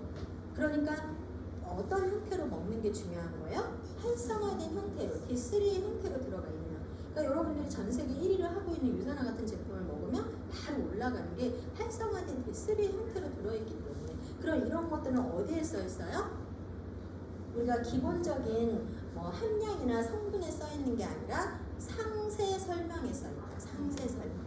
상세 설명에 써 있는 거를 잘 보실 수 있어야 됩니다. 자, 그래서 중요한 부분인 거고요. 우리가 비타민 E는 어떤 역할을 하는 애예요? 빨리 늙고 싶으신 분, 난 빨리 주름 생겨버리고 싶어, 빨리 막 색소 침착도 다 와버려서 1년에 20년씩만 늙었으면 좋겠어. 그런 분 있을까요? 네. 우리의 젊음을 유지시켜주는 애죠. 그래서 노화에 아주 많이 관여하는 항산화제예요. 그런데 얘는 성호르몬에도 많이 관여를 하기 때문에 임신을 못하는 부부한테 선진국에서는 메가도스 요법으로 처방을 받기도 하고, 가까운 일본 같은 경우에는 치매를 치료하는 원료로 쓰기도 하고, 치매를 예방하는 성분으로. 왜? 우리가 뇌에 아주 미세한 혈관들이 있어요. 심장에서 뇌로 가는 혈관은 5억 5천만 개가 얽히고 설켜 있는데 거미줄보다도 더 얇아요. 그런 혈관을 투과하는 비타민들을 전문 폴리페놀계 투과성 비타민이라고 하는 거예요. 그런 폴리페놀계 투과성 비타민들 중에 뇌에 들어올 수 있는 중에 성분 중에 하나가 얘예요. 얘는 아주 많은 세포의 막의 구성 성분이고 여성들의 작은 벽을 이루고 있는 성분입니다.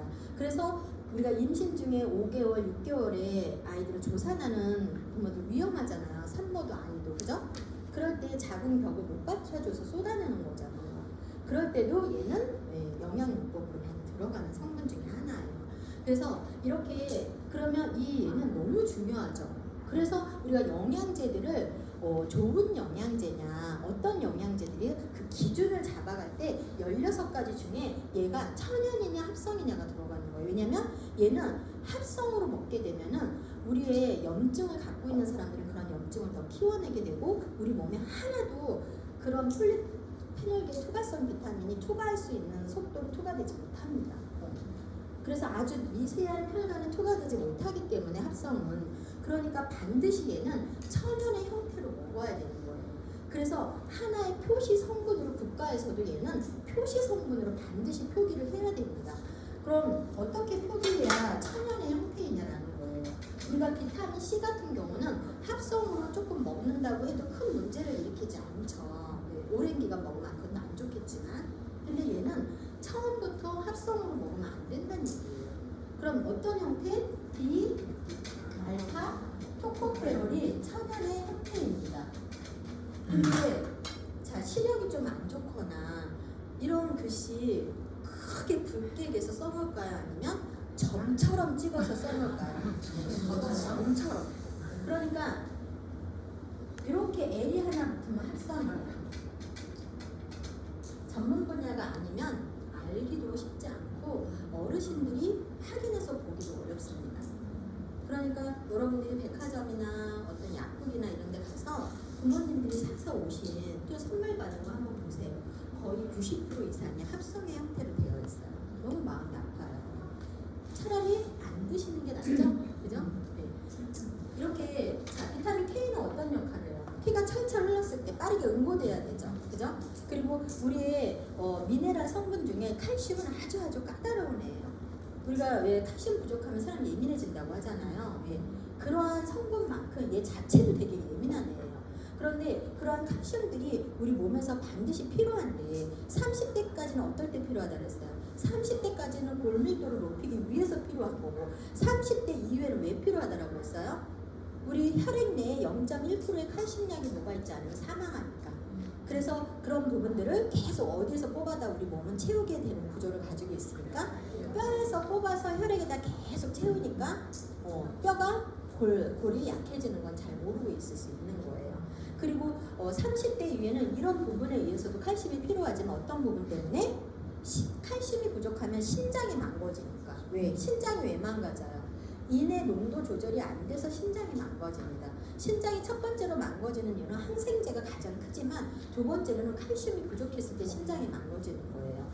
그래서 이렇게 그런데 그러한 칼슘들은 사람의 몸에 잘 흡수가 안 돼요. 소모량은 굉장히 빠르게 소모가 되는데 얘네들이 흡수가 되려면 아주 예민하고 정말 까다로운 성향을 갖고 있는 애예요.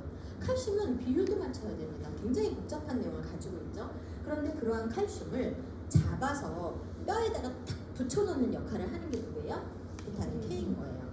그럼 이 K는 K1이 있고 2가 있고 3가 있어요. 3는 과하게 먹으면 해로워요. 2는 아시아 사람들은 땅속에 많이 얻을 수 있고 과일이나 야채를 통해서 얻을 수 있기 때문에 2는 거의 필요하지 않습니다. 그래서 우리가 비타민 K로 표기됐다라면 상세 설명에 K1의 안전한 형태로 써 있는지 확인하셔야 되는 거예요.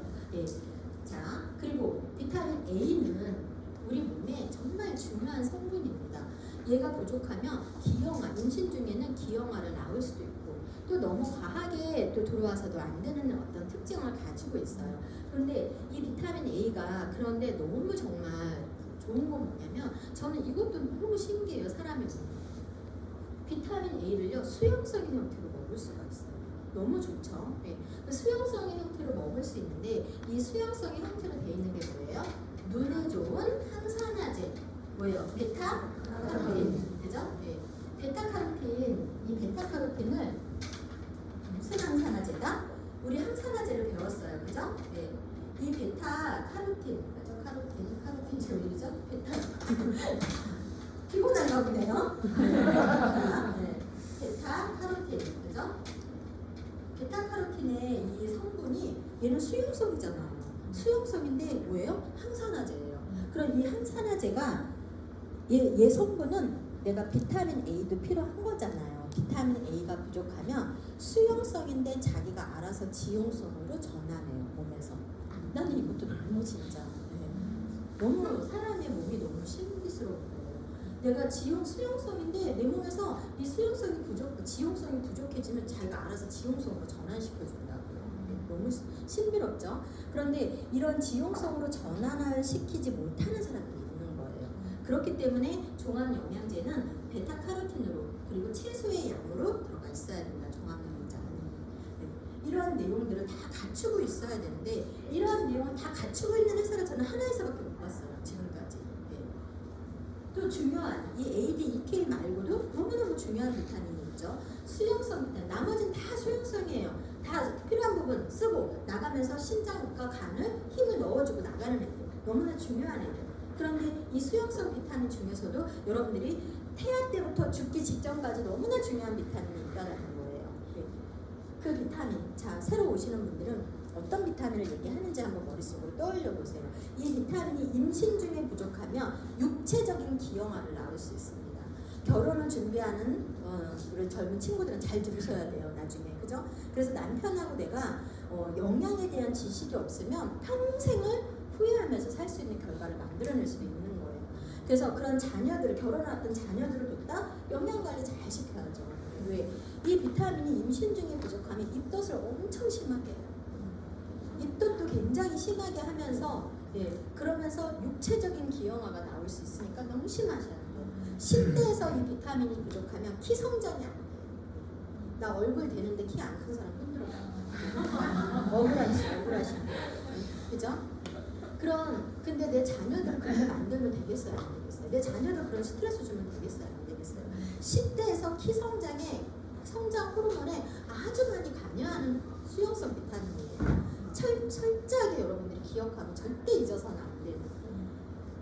그래서 30대에 이 비타민이 부족하면 호르몬 계통, 뭐예요? 갑상 뇌관절, 모방, 장, 난소, 전립선의 암에 걸릴 위험을 8배나 키웁니다. 너무 중요하겠죠. 그죠? 그리고 이 비타민이 어르신들한테 부족하면 치매에 걸릴 확률이 상당히 많이 높아져.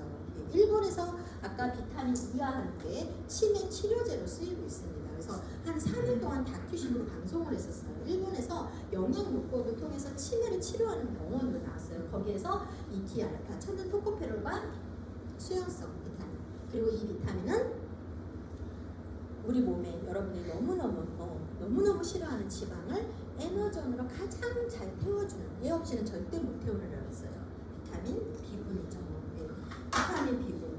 비타민 B군의 특징을 잘 알고 계셔야 된다고 했어요. 비타민 B군은 어떤 애예요? 너무너무 까다로운 애예요. 얘네들은. 비타민 B군은 1, 2, 3, 5, 6, 7, 9, 12, 8가지 필요하죠. 네. 비타민 B군 8, 요즘에 자꾸 엉뚱한 회사에서 이제 뭐 더 내세울 게 없는지 자꾸 비타민 A 8을 먹어야 된다 막 그런 회사들이 있어요. 제가 진짜 너무 혼내주고 싶은데 왜냐면 비타민 8, 베이스는 8은 어디에 들어가 있는 애예요? 쌀을 주식으로 하는 사람들은 안 먹어도 되는 거야. 쌀 맨날 주식으로 먹는데 혹시 고기를 주식으로 먹는 사람이 있어요? 그런 우리 아시아에서 그죠? 그러니까 이렇게 비타민 B군 중에 이 8가지를 반드시 얘네들 뱃속에서부터 죽기 직전까지 너무나 필요하죠. 그래서 얘네들의 특징을 잘 알아야 돼요. 얘네들은 사람의 몸에 잘 흡수가 안 돼요. 다 빠져나가 버려요. 대부분. 그리고 이 8가지가 같이 힘을 합쳐서 같이 있어야 100%의 역할을 할 수가 있어요. 근데 이 중에 한두 가지만 빠져도 기능이 확 떨어져 버려요. 얼마만큼? 이렇게 약하게 떨어져요. 근데 이렇게 떨어지더라도 얘네들이 가지고 있어야 되는 함량은 반드시 들어가 있어야 됩니다. 1과 2와 6는 권장량의 몇 프로까지? 1000%까지. 어떤 회사가 이렇게 넣었을까? 다 많이 들어가야 200% 안쪽으로 들어가 있습니다. 특히 12는 소고기, 고가, 얘네들은 그리고 다 고가에서 추출하는 애들이에요. 여러분들 애들 다 돈 엄청 들여서 키우잖아요. 아이들. 그죠? 다 귀하죠. 그런데 애들이 어때요? 귀하게 키우면 키울수록 그 귀한 걸 모르죠. 똑같아요. 얘네들은 고가의 성분들에서 추출을 하고 혼자는 자기 역할을 잘 못하는 애들이고요. 반드시 이렇게 보호를 받아야 돼요. 서로. 그런데 이 12는 무려 4000%까지 먹어줘야 돼요. 여러분들 부모님들이 드시는 영양제 합성에다가 이거 3-4가지 이렇게 들어가 있어요. 그리고 거기에 함량도 100% 뭐 80몇 프로가 이렇게 들어가 있어요. 그러니까 다 속이 터지는 거예요. 그런 것을 7만원, 8만원, 10만원 주고 막 드시고 계시는 겁니다. 그죠? 이런 내용들을 이런 비타민 B군이 그러니까 나는 키에 한이 맺혔다. 그럼 여러분들 자녀들은 뭘 잘 먹이셔야 돼요? 비타민 B군. 네. 비타민 B군 총합영양제 잘 먹이셔야죠. 그죠? 내가 가족 중에 암이 있다. 어떻게 해야 돼요? 예. 임신 중에 너무 걱정된다. 가족력에 기형아에 대한 부분이 나는 유전적으로 너무 걱정된다. 그러면 이런 부분을 잘 걱정을 채워가셔야 되는 거예요. 이런 영양에 대한 지식을 갖고 있지 않으면 말도 안 되는 것에 삶의 어려움이 오는 겁니다. 그죠? 여러분들이 이렇게 지금 다 앉아있는데 앉아있는데 발 저리신 분 계세요 혹시? 그런 분들은 없으시죠? 네. 저기 뒤에 이렇게 앉아있는 분들 같은 경우에 발이 저린다? 그럼 2가지의 미네랄 부족하다라는 거예요. 내가 자고 일어나는데 목이 안 움직인다? 2가지의 미네랄 부족하다라는 거예요. 나는 누워서도 발이 잘 저리고 지도 않고 이런다? 그럼 2가지의 미네랄이 부족하다라는 겁니다. 왜? 우리가 여러분들이 알고 있는 어떤 성분이냐? 칼슘과 마그네슘. 왜? 얘네들은 근육과 혈관벽을 수축시키고 이완시켜주는 역할을 하는 거예요. 그럼 수축과 이완이 잘 안 되면 어떻게 되겠어요? 뭉치겠죠. 뭉치면 신경을 누르겠죠. 신경을 누르면 염증이 오겠죠. 그래서 통증이 오는 거예요.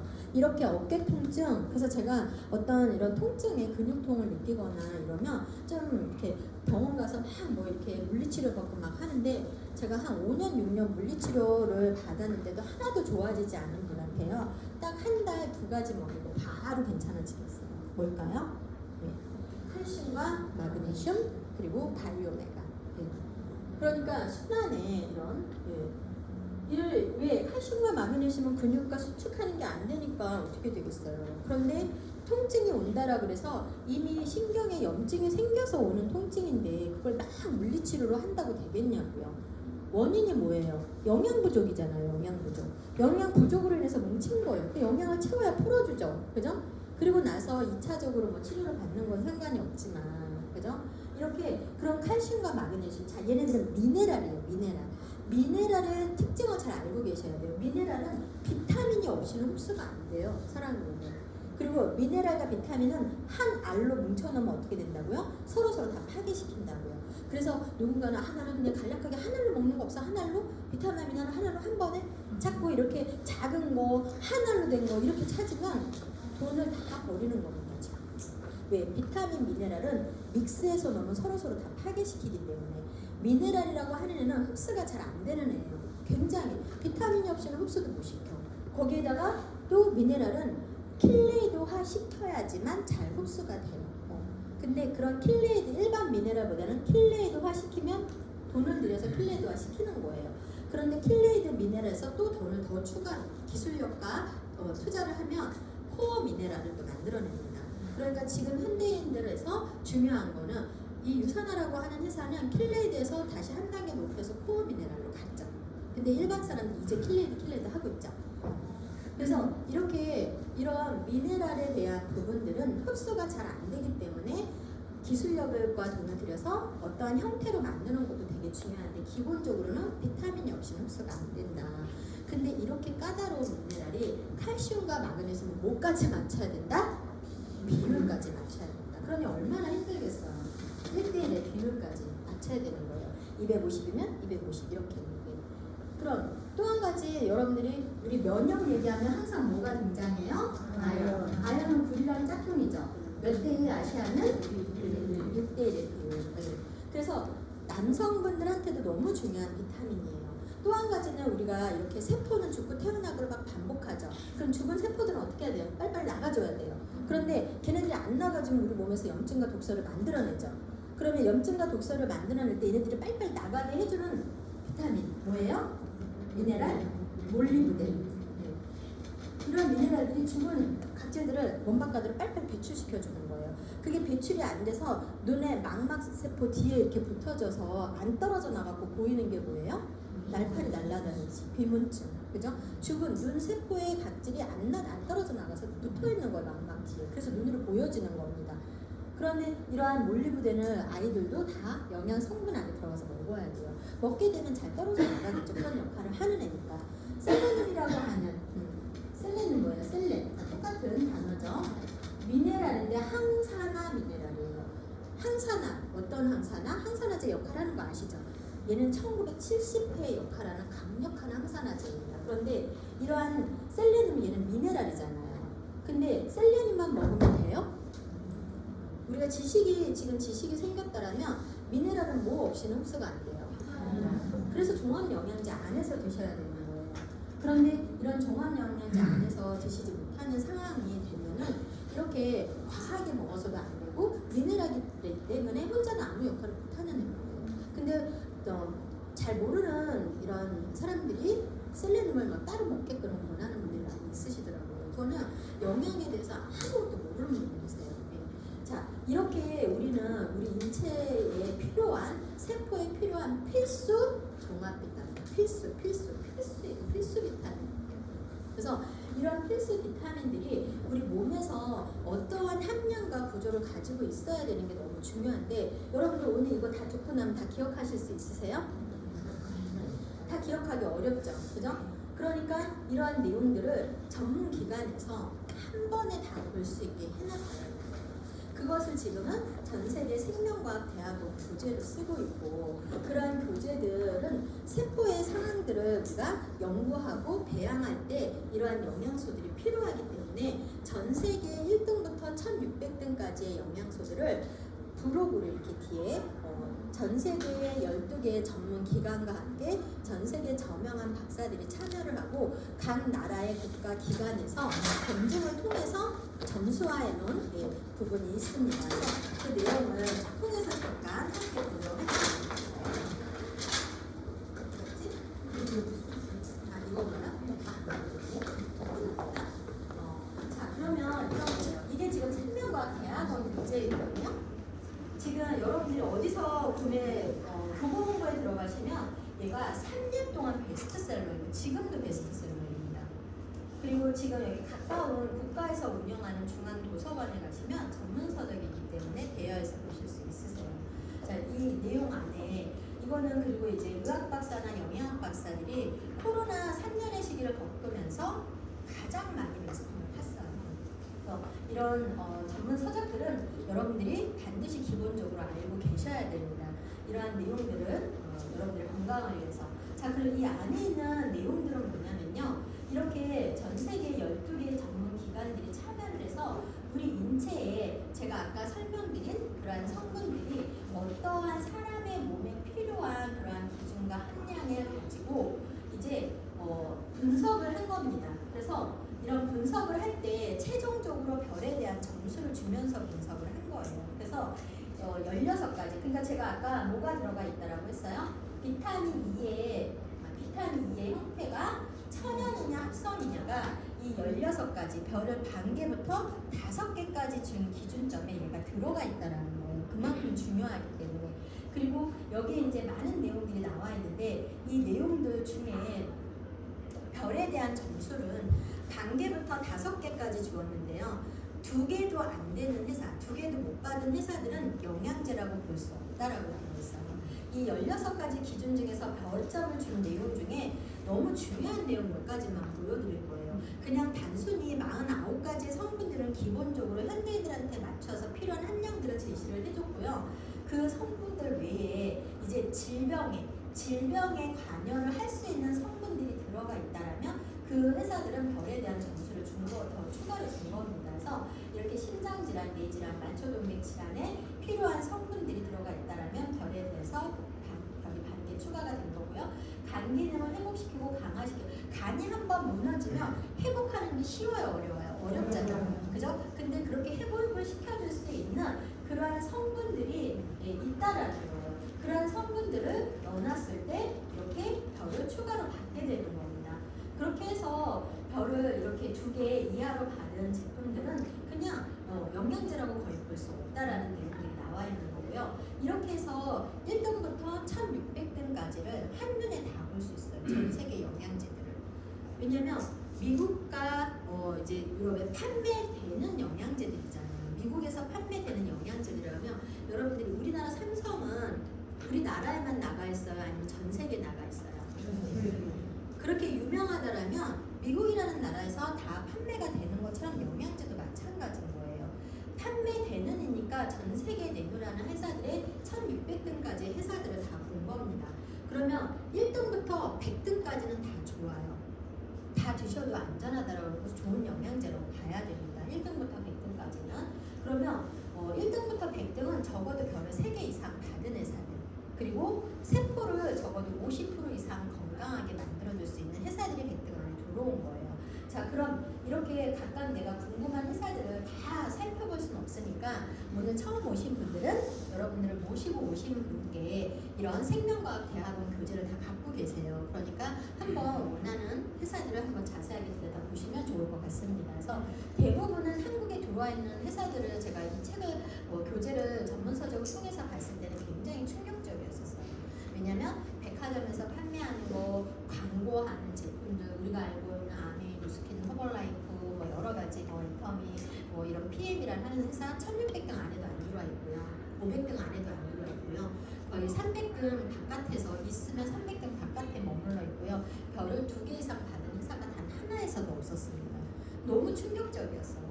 그래서 별 3개 이상 받은 회사들 위주로 여러분들이 111페이지에 보시면 1등부터 100등까지 쫙 보실 수 있어요. 네. 그래서 그 중에서 이렇게 많은 회사들이 나와 있기 때문에 이걸 빨리빨리 넘어가도록 하겠습니다. 네. 그래서 1등이 어디냐? 유사나 헬스 사이언스라는 96.1%의 세포의 영향을 가지고 있는 이 회사로 이렇게 나와 있습니다. 1등. 그래서 그리고 또 한 가지 우리가 잘 봐야 될 거는 이런 거예요. 각각의 회사에서 우리 회사께 최고예요. 우리는 이러한 뭐 성분을 가지고 있고 이러한 기술력을 가지고 있고 이러면 되는 건가요? 네, 아니다라는 거예요.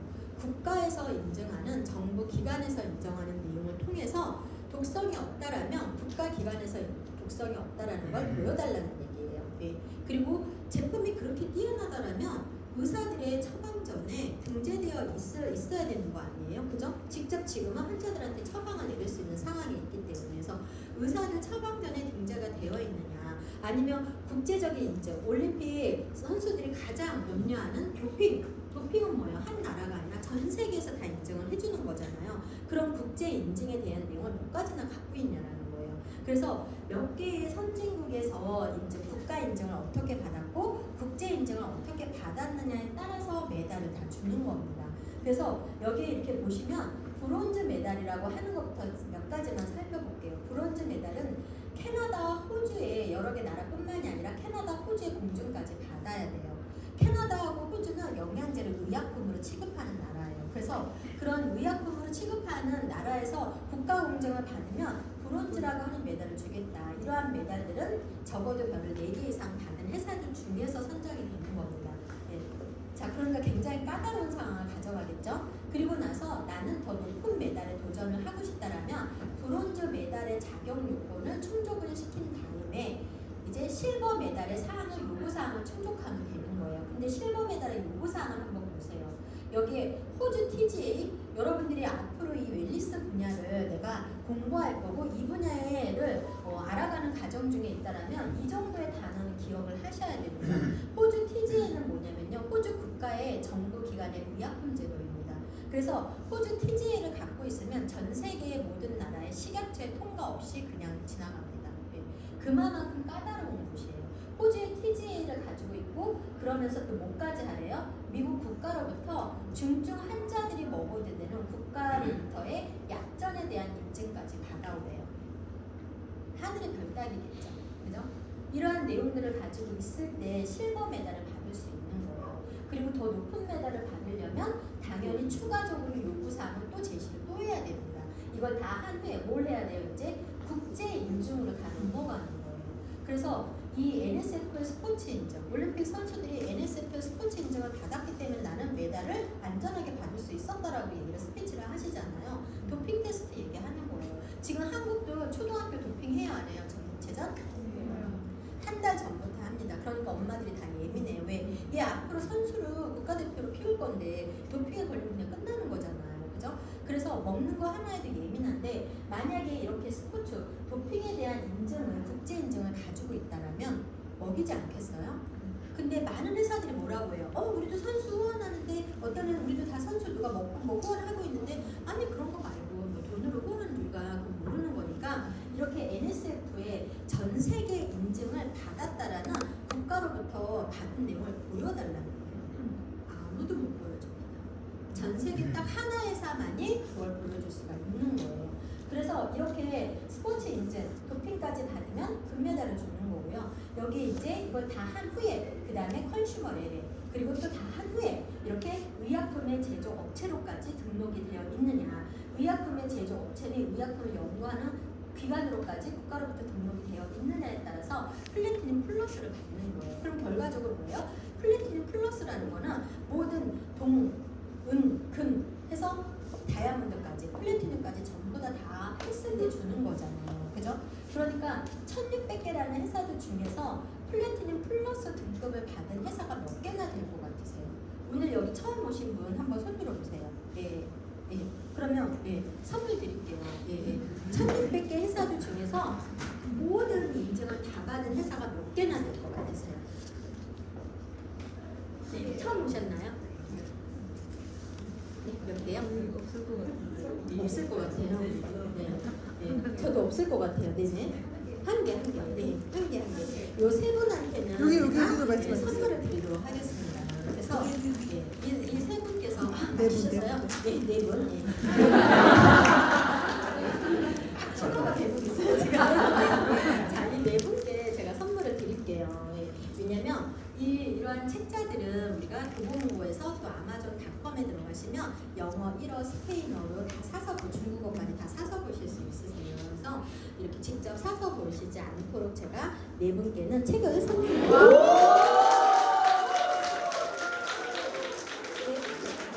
네 분은 책을 이 곳에 오셔서 받으셔야 되잖아요. 그죠? 다음 주에 제가 여기 와서 우리 전체가 같이 있어요. 네 분이 다음 주에 왜냐면 이 책이 회에서 지금 교보문고에서는 한 25,000원인가 28,000원 정도 하는 것 같고요. 우리가 해외에서 원서를 받을 때는 택배비가 거의 한 25,000원이 추가가 되더라고요. 그래서 어떻게 보면은 그만큼 가치 있는 책자니까 내가 관심이 있든 없든 이런 책자는 가지고 있으면 굉장히 도움이 많이 되실 거예요. 그래서 꼭 선물로 받아가시길 바라고요. 다 한 개씩. 다 맞추셨잖아요. 그죠? 그래서 이렇게 그럼 어떤 전체적으로 별 4개를 받은 회사들 중에서 메달을 드렸기 때문에 이 메달을 받은 회사도 4개 회사밖에 없어요. 그리고 정말 가장 좋은 회사는 바로 이렇게 별 5개를 받고 곡성이 전혀 없이 플래티넘 플러스는 딱 하나 회사인 유산화 헬스 사이언스에서 받은 거예요. 그러니까 이런 거예요. 다 필요 없다. 각자 좋다라고 하는 거 그래 다 좋은 거 인정하겠다. 그렇다면 국가에서 국가 정부 기관에서 인정하는 내용들을 얼마나 보여줄 수 있느냐. 단 하나에서도 보여줄 수 없다. 국제적인 인증을 보여달라고 하면 단 하나에서도 보여줄 수 없다. 근데 유일하게 전 세계 1600개 안에서도 딱 하나에서는 보여줄 수 있다. 그게 유산화 헬스 사이언스다. 그러니까 전 세계에 지금 여러분들이 이렇게 유산화라고 하는 회사 잘 모르겠는데요 라고 하는 거예요. 제가 그래서 회사에 제안했어요. 우리가 농구를 하든 축구를 하든 야구를 하든 어떻게 써 있어요? USA NA로 광고를 합니다. 그러니까 사람들이 모르는 거예요. 그래서 USA NA를 보면 선수들 운동할 때 그 벽면에 다 테두리 다 붙어있고요. 여기에 막 써 있기도 하고요. 엄청 많은 근데 한글로는 유사나예요. 나 화 아닙니다. 나 할 때 유사나. 그래서 유튜브에서 유사나 스포츠라고 치면은 전 세계 모든 선수들이 다 먹고 있어요. 근데 잘 생각해 보세요, 여러분들. 5,000명 이상의 선수들이 먹고 있어요. 이건 절대 불가능한 거예요.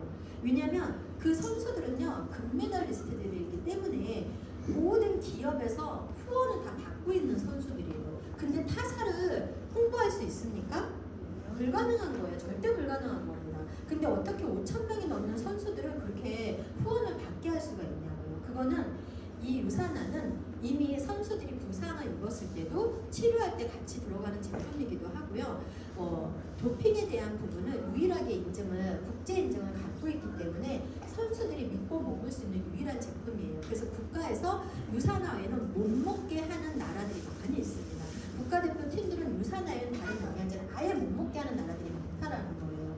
그렇기 때문에 그리고 돈으로 후원하지 않고 제품만을 가지고 선수의 몸을 위해서만 들어가는 거기 때문에 그 선수의 역량이 좋아지면 누가 좋아지겠어요? 그 선수를 후원하고 있는 회사가 도움을 받는 거겠죠.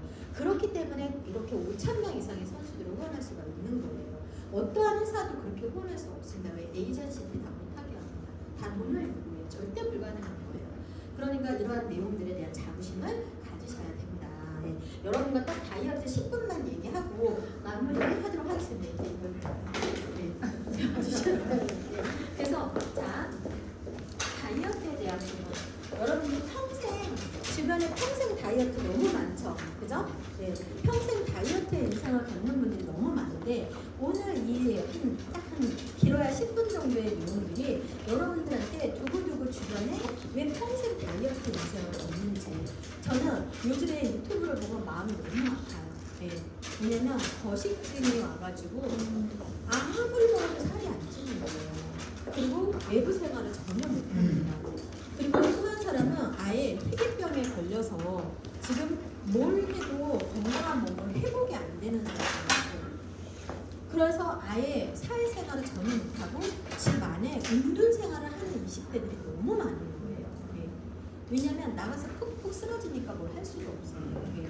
그리고 어떤 사람들은 장에 이상이 생겨서 외부 활동을 전혀 할 수가 없습니다. 5분, 10분만 나가도 다 배설을 시키기 때문에 때문에 그만큼 잘못된 다이어트로 인해서 몸을 완전히 망가뜨리는 상황이 너무 많다라는 거예요. 그러면 우리가 기본적으로 다이어트에 대한 전문가들이 하는 얘기, 여러분들이 뭐만 잘 기억하셔야 되냐면 셋 포인트 올려야 될까요? 내려야 될까요? 셋 포인트 올려야 될까요? 내려야 될까요? 셋 포인트는 내려야 되는 거예요. 셋 포인트를 내리면 많이 먹어도 살찌지 않는 몸을 만드는 거예요. 그럼 항상성은 지켜야 될까요? 깨져야 될까요? 지켜야 되죠. 우리가 기초 대사량은 올려야 될까요? 내려야 될까요? 올려야 되죠. 그러면 얘네들은 다 연관성을 갖고 있다라는 거예요. 셋 포인트가 올라가면 항상성이 깨졌다라는 거고요. 항상성이 깨졌다라는 건 기초 대사량이 떨어졌다라는 얘기입니다. 이게 무슨 말인지 모르는 상황이 되니까 자꾸 누가 먹고 뺐대. 그러면 거기 갔다가 다시 쪘대. 그럼 또 다른 회사 선택했다가 그럼 거기에서 또 뭔가 다시 쪘대. 그럼 또 다른 회사 선택했다가 이러니까 평생 젊은 친구들이 이런 우리 인체의 구조가 어떻게 되어지고 무엇이 잘못된 선택을 하는 건지를 잘 모르니까 평생 다이어트 인생만 걷는 것이 아니라 몸을 질병의 상황으로 끌고 가는 거예요. 그런 것들을 여러분들이 막을 수 있어야 됩니다. 우리가 유산화 하는 것이 아니라 지식을 알면 그걸 다 지키고 있는 회사가 하나밖에 없으니까 그걸 지키고 있는 회사의 그 지식을 우리는 익히는 게 중요하다는 얘기예요. 유산화 그거를 지식을 알면 그 유산화 하나밖에 선택을 할 수밖에 없는 상황이 만들어지는데 굳이 우리가 유산화 할 필요가 없는 거죠.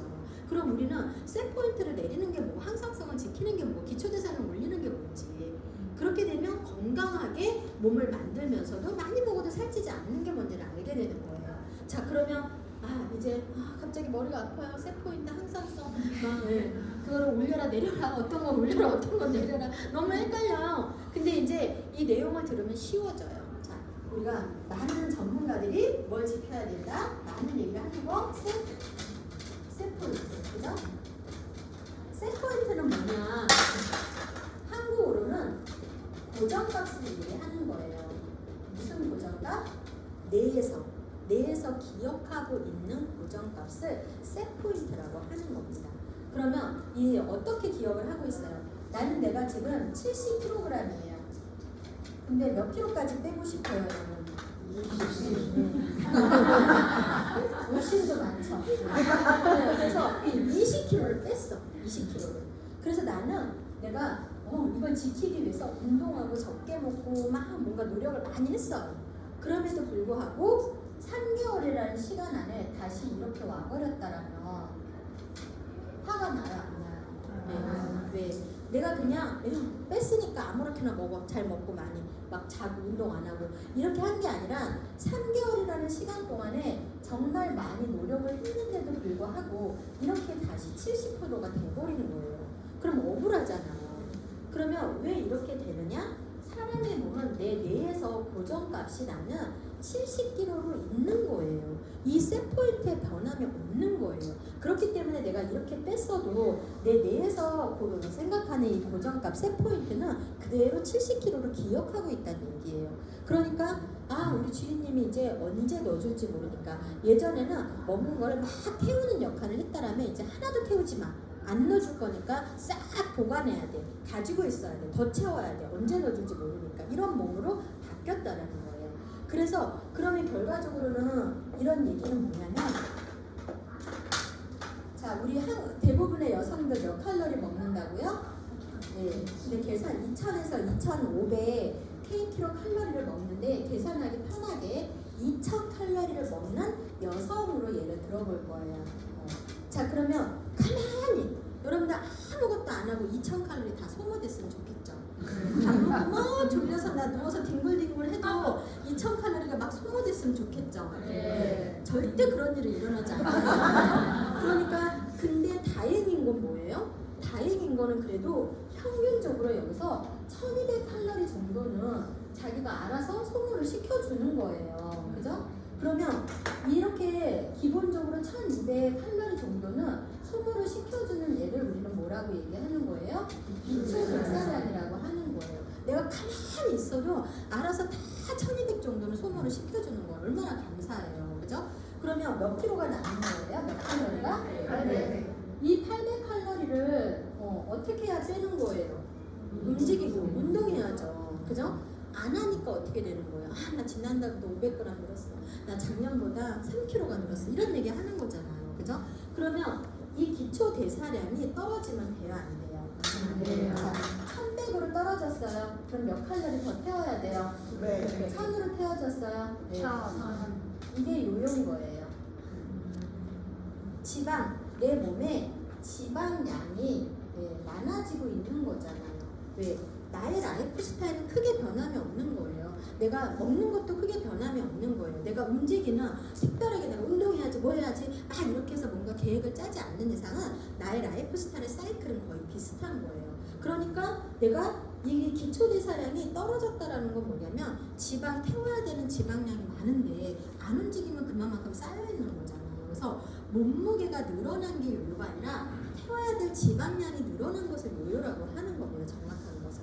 자, 그러면 이 얘기는 뭐냐면 결과적으로는 뭐예요? 내가 이렇게 다시 이렇게 찌웠다라는 거는 이게 떨어졌다라는 거잖아요. 그죠? 예전에는 내가 이렇게 그래도 어느 정도는 막 태웠었는데 아니 50kg까지 만들었는데 왜 운동하고 뭐 해도 이게 다시 이렇게 와버렸냐라는 거예요. 그거는 요요가 일어났다는 얘기잖아요. 과거에 먹었던 거 막 태우던 애들이 안 태운다는 얘기잖아요. 언제 넣어줄지 모르니까 쌓아야지 보관해야지 갖고 있어야지 계속 이런 거잖아요. 그래서 이렇게 만들어진 상태를 우리는 항상성이 깨졌다라고 표현을 하는 거예요. 그럼 항상성이라는 게 뭔데요? 항상성이라는 것은 여러분들 추워요 더워요 지금? 네, 춥고 덥고 막 난리예요. 좀 덥고. 네. 그러면 추우면 털을 막 세워요 우리 몸이. 그래서 온도를 유지시키는 거예요. 그럼 더워요? 네. 더우면 막 등에서 땀이 흘러요. 막 어디 골 된 데는 막 땀이 흘러. 그러면 땀을 빼서 온도를 떨어뜨리는 거예요. 이게 항상성이에요. 네. 자, 날씨네요. 너무 말랐어요? 그러면 내 몸이 대사를 천천히 가져가서 지방을 천천히 태우는 거예요. 내 몸이 막 부풀어요? 그럼 대사를 막 빠르게 가고 빨빨빨빨 태우는 거예요. 이게 항상성이에요. 아니 그럼 이 세상에 다 쭈쭈빡빡 있고 근육이 엄청난 사람들만 있어야지 어떻게 이렇게 모두가 공존하냐고요. 그죠? 그러니까 뭐가 깨졌다? 항상성이 깨졌다. 그러면 이 항상성을 우리는 뭐 해야 돼요? 회복해야죠. 회복. 그죠? 이 항상성을 회복해야 셋포인트 이거 이제 올리는 게 뭔지 알겠죠? 예, 이거 지금 어떻게 된 거예요? 셋포인트 올라간 거죠? 예, 그래서 셋포인트를 내리는 데 집중을 해야 된다.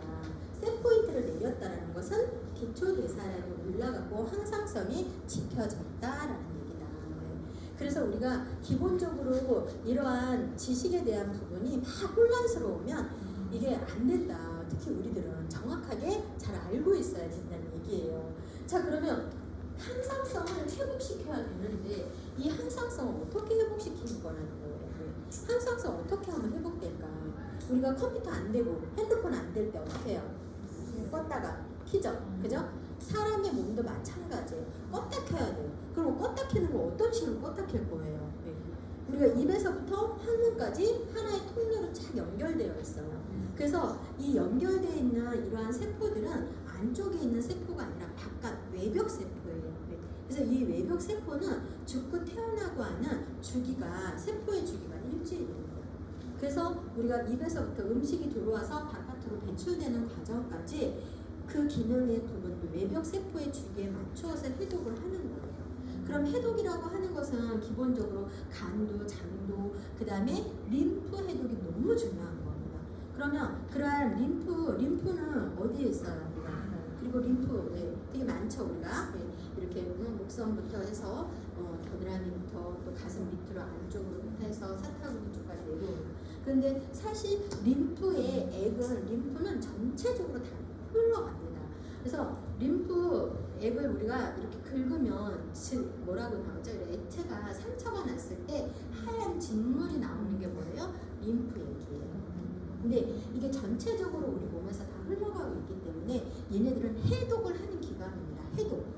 그래서 하루에 2.8리터의 피를 걸려서 소변으로 만들 때 림프의 역할이 되게 중요한 거예요. 그러니까 해독을 할 때는 이 림프 해독도 되게 중요한 겁니다. 그래서 우리가 몸의 기능이 내가 안 좋을수록 기본적으로 일주일은 해야 되는 거예요. 일주일 이상. 2주를 하든 3주를 하든 4주를 하든 내 몸이 안 좋을수록 기회를 가져가시잖아요. 그런데 자, 주스 3일 해독, 5일 해독. 자, 이제 어떻게 들려요? 이런 못된 회사들 이렇게 들리죠? 네. 말이 돼요? 과학적으로 말이 안 맞잖아요. 네.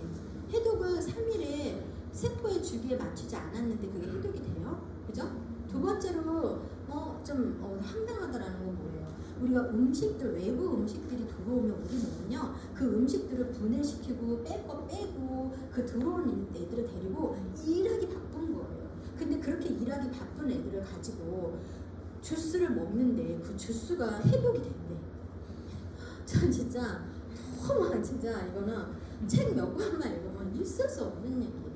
우리가 많은 영양제들을 먹고 하면서도 음식이 들어오는 걸 가지고 일하기도 바쁜데 언제 내 몸에 쌓여있는 애들을 배출시키겠어요? 언제 거기다 영양을 채워넣겠어요? 말이 안 되는 거예요. 그래서 외부의 음식들이 들어오지 않는 상태에서 해독이 일어나는 게 맞는 거예요. 그죠? 그러면 음식물을 내가 집안에서 칼로리 조절하고 막 이렇게 해서 해독을 할 수 있어요? 불가능하다는 얘기입니다. 그러니까 세계보건기구에서 이제 많은 기업들이 해독 프로그램을 너무 많이 만들어내니까 그리고 말도 안 되는 걸 가지고 자꾸 기초대사량을 떨어뜨려, 항상성을 더 깨뜨려, 셀프홀트는 자꾸 올려. 그래서 전 세계 국민들은 어떤 결과를 초래했어요? 결과적으로 전 세계는 지금 고도 비만과의 싸움을 하고 있고 50년 전부터 이미 고도 비만은 세계적으로 질병으로 다 분리를 해놓은 상태예요. 그래서 그러면 어떻게 해야 되느냐? 그러면 기업들한테 메시지를 줘야 되고 그 기업들이 제품을 잘 만들어내야 되니까 세계보건기구에서 이제 권고사항을 내립니다. WHO에서 어떠한 권고사항? 항상성을 회복시킬 수 있는 내용을 알려주는 거예요. 그 내용을 가져가려면 첫 번째로는 기초 대사량을 떨어뜨리지 않아야 될 거 아니에요. 그죠? 그럼 기초 대사량을 떨어뜨리지 않으려면 사람이 한 끼에 기본적으로 들어와야 되는 칼로리가 있는 겁니다. 근데 많은 분들이 뭐라고 얘기해요? 적게 먹어야 돼, 안 먹어야 돼, 굶어야 돼, 막 이렇게 얘기하니까 아이들이 아예 이제 질병의 상황으로 운동 생활을 하는 상황이 오는 겁니다. 그래서 이렇게 세계보건기구에서 한 끼의 칼로리를 정해줬어요. 200에서 300 kcal 칼로리를 만들어라. 그리고 GI 뭐예요? 혈당 수치를 15에서 25 사이로 이렇게. 그러면 이렇게 하면은 어떤 상황이 오는 건데요? 자, 우리가 많이 먹어서 살이 찌는 게 아니고 고혈당 뭐예요? 음식을 먹으면 우리 몸에서 혈당이 올라가죠. 빠른 속도로 올라가는 걸 고혈당 음식이라고 하는 거예요. 그러면 빠르게 올라가면 우리 몸에서는 지방을 분해시키지를 못합니다. 사람의 혈당이 빠르게 올라가면 지방을 분해를 시키는지 못해요. 그런데 서서히 혈당을 저혈당의 원료를 써서 서서히 올리면 뭘 할 수 있어요? 지방을 분해시킬 수가 있는 거예요. 그러니까 똑같은 칼로리를 가지고도 저혈당으로 가져가게 되면 뭘 할 수 있다? 우리 몸이 이러한 상태를 만들어 놓으면 2시간이라는 시간 동안에 고혈당으로 가져가지 않으면서 2시간 동안 계속 뭘 한다? 내 몸에 있는 지방을 지속적으로 계속 태워주는 거예요. 누가? 내 몸, 내 스스로. 그렇기 때문에 그러면 이러한 내용들을 기업들이 다 아는데 왜 못 만들어낼까? 그것은 돈도 많이 들어가고. 왜? 이거 저혈당으로 원료를 가져가려면 돈 들어가야 되잖아요. 현미, 쉽게 얘기하면 현미, 쌀, 뭐가 비싸요? 현미. 덜 벗겨서 비싼 게 아니라 씨눈이 살아있게 만들어놔야 되기 때문에 돈이 들어가는 거예요. 통밀빵, 식빵. 그래서 저혈당 원료들이 고가의 원료가 될 수밖에 없는 거고, 또 이러한 기술력을 GI를 칼로리를 맞추면서 GI를 같이 맞춰가려니까 기술력이 필요한 거예요. 돈도 많이 들어가고. 근데 이러한 부분을 지금은 어떤 회사를 비방하는 게 아니고 이미 다 오픈되어 있어요. 인터넷에서 다 나와 있습니다. 그래서 각각의 한 끼에 먹어야 되는 대체의 그러한 식품들이 다 인터넷에서 볼 수가 있어요. 그래서 칼로리, 그 다음에 단백질, 식이섬유 함량. 자, 이렇게 이미 이건 우리가 오픈한 게 아니라 이분들이 다 오픈을 한 거기 때문에 아메인 몇 칼로리예요? 115칼로리로 나와 있습니다. 네이버에 보시면. 그러면 벌써 딱 뭐를 알 수가 있어요. 회사가 아니라 이 칼로리를 딱 보면, 그죠? 기초대사량 떨어지고, 그 다음에 고정값 셋포인트 올라가고, 향상성 깨질 수 있겠구나라고 우리가 칼로리를 보면 답을 알 수가 있는 거예요. 그죠? 네. 그리고 그러면 이걸로 해서 다시 살을 적게 먹으면 당연히 빠지겠죠. 그런데 이미 몸 안에서 요요가 오는 상황, 이렇게 항상성을 더 깨트리는 상황, 셋포인트를 다시 올리는 상황, 이런 상황 때문에 몸은 다시 더 과거 때보다 지방량을 태워야 되는 것도 높아질 수밖에 없는 거예요. 이렇게. 그래서 내가 허벌라이프라고 하는 다른 회사를 가지고 다시 시작을 했다. 그러면 허벌도 지금도 90칼로리를 되어 있더라고요. 예. 그러니까 이걸 가지고 또 반복하고, 한국에서 판매되는 여러 가지 제품들을 가지고 갔을 때는 계속 이어질 수밖에 없는 거잖아요. 그렇기 때문에 기본적으로 우리가 칼로리만 봐도 지금 셋포인트와 항상성과 기초대사량을 어떻게 가져갈 수 있는 건지를 보는 게 되게 중요해요. 근데 이걸 지켜주고 있는 회사가 몇 개나 되느냐라는 거죠. 이걸 지키는 회사가 하나밖에 없는 거예요. 그래서 우리가 유산화 하지 않아도 이 내용만 가지고도 충분히 사람들을 지식화시키면 그 지식을 가지고 사람들은 선택하게 돼 있는 겁니다. 그죠? 그리고 두 번째로는 단백질의 양이에요. 자, 단백질은 내 몸의 몇 퍼센트를 먹는 게 중요하다? 10%. 근데 이런 복합 제품 안에서는 우리 한국의 식약처에 들어가면 한 끼에 몇 그램 먹으라고 되어 있어요? 끼니마다 12g. 그러면 여기에 그래도 기본적으로 12g은 넣어놔야 되죠. 그냥 우리가 왜 일반인들 다이어트를 하지 않아도, 그런데 여기에 보면 10g, 뭐 이렇게 7g 이런 형태로 들어가 있더라고요. 예. 그러니까 왜 기본적으로 다이어트를 하는 사람들이 아닌 일반인들이 먹어야 되는 단백질 함량도 왜 안 넣어놨지? 이런 생각, 지식을 갖고 있다라면 바라보게 되는 거겠죠. 사람의 몸에 맞춰서 더 추가적으로 먹어야도 되지만 다이어트를 하는 사람은 그래도 기본적으로 15g 정도는 넣어놔야지 된다. 그리고 식이섬유는 뭐예요? 식이섬유도 우리 몸에서 장에 대한 부분인 거죠. 자, 유산균은 뭐예요? 유산균은 우리 몸의 면역 세포들을 먹이 활성화 더 높은 상황으로 가져가기 위해서, 그래서 좋은 균의 먹이가 잘 되어져서 좋은 균이 20%, 나쁜 균이 20%, 중간자균이 60%인데 중간자균들이 좋은 균으로 합류할 수 있도록 유산균을 먹는 거예요. 유산균은 우리가 변을 잘 보기 위해서 먹는 게 아닙니다. 변을 잘 보기 위해서는 뭘 먹어야 돼요? 유산균보다는 조금 저렴한 식이섬유. 그래서 식이섬유도 아무거나 드시면 장벽을 다 흩어내릴 수가 있어요. 그래서 이렇게 의약품 기준에서 나오는 식이섬유들을 도력성과 수용성으로 잘 먹어야 되는 거, 이뉼린이 들어가서 장내 환경을 잘 지켜줄 수 있어야 되는 거, 이러한 내용들을 잘 살펴보는 게 너무 중요하다. 그래서 이렇게 기본적으로 우리가 이제는 식이섬유도 9g, 10g 이 정도를 들어가 있는 걸 선택을 하셔야 됩니다. 근데 과거에 우리가 한국의 식약처 법이 이렇게 약했기 때문에 아직도 이 약한 기준은 한국 식약처법이 5g이었었어요. 그래서 과거의 법들을 그냥 따라가고 있는 아쉬움들이 있는 거죠. 그래서 우리가 어떤 지식을 갖고 있다라면 이런 것만 그냥 칼로리 함량이나 단백질의 함량, 식이섬유 함량만 봐도 세계보건기구에서 권고하는 양들을 안 지키는구나. 그래도 식약처에서 기본적으로 다이어트를 하는 사람들은 더 많은 양들을 섭취하셔야 됨에도 불구하고 한국의 식약처에 일반인들이 먹어야 되는 기준 함량도 안 넣어놨구나. 이런 것들을 우리가 모르면 당하게 되는 거잖아요. 그래서 그러한 기준들을 알려드리는 거예요. 그래서 제가 너무나 많은 얘기들을 알려드리려고 하다 보니까 시간이 너무 많이 초과가 돼가지고 이렇게 다이어트에 대한 부분은 여러분들이 이 정도의 내용만 알고 있어도 굉장히 많은 것들을 아는 거예요. 그래서 다른 건 다 기억하지 않으셔도 돼요. 셋포인트 어떻게 해야 된다? 내려야 된다. 항상성 깨트리지 않아야 된다. 기초대사량 이건 다 연관성이 있는 부분이다. 그래서 세계보건기구에서 권고해주는 부분들은 지켜야 되고, 이거는 기술력과 투자 비용이 없이는 가능하지 않다. 그래서 여러분들이 생각해보세요. 오늘 여기 처음 오신 분들 중에서 나는 이런 내용을 알고 왔다, 난 다이어트 한 번이라도 해봤다라면 주변에 사람들이 먹고 빠졌다고 하니까 먹었지 이러한 내용들의 전문 지식들을 알고 먹은 사람들은 거의 없는 것 같더라고요.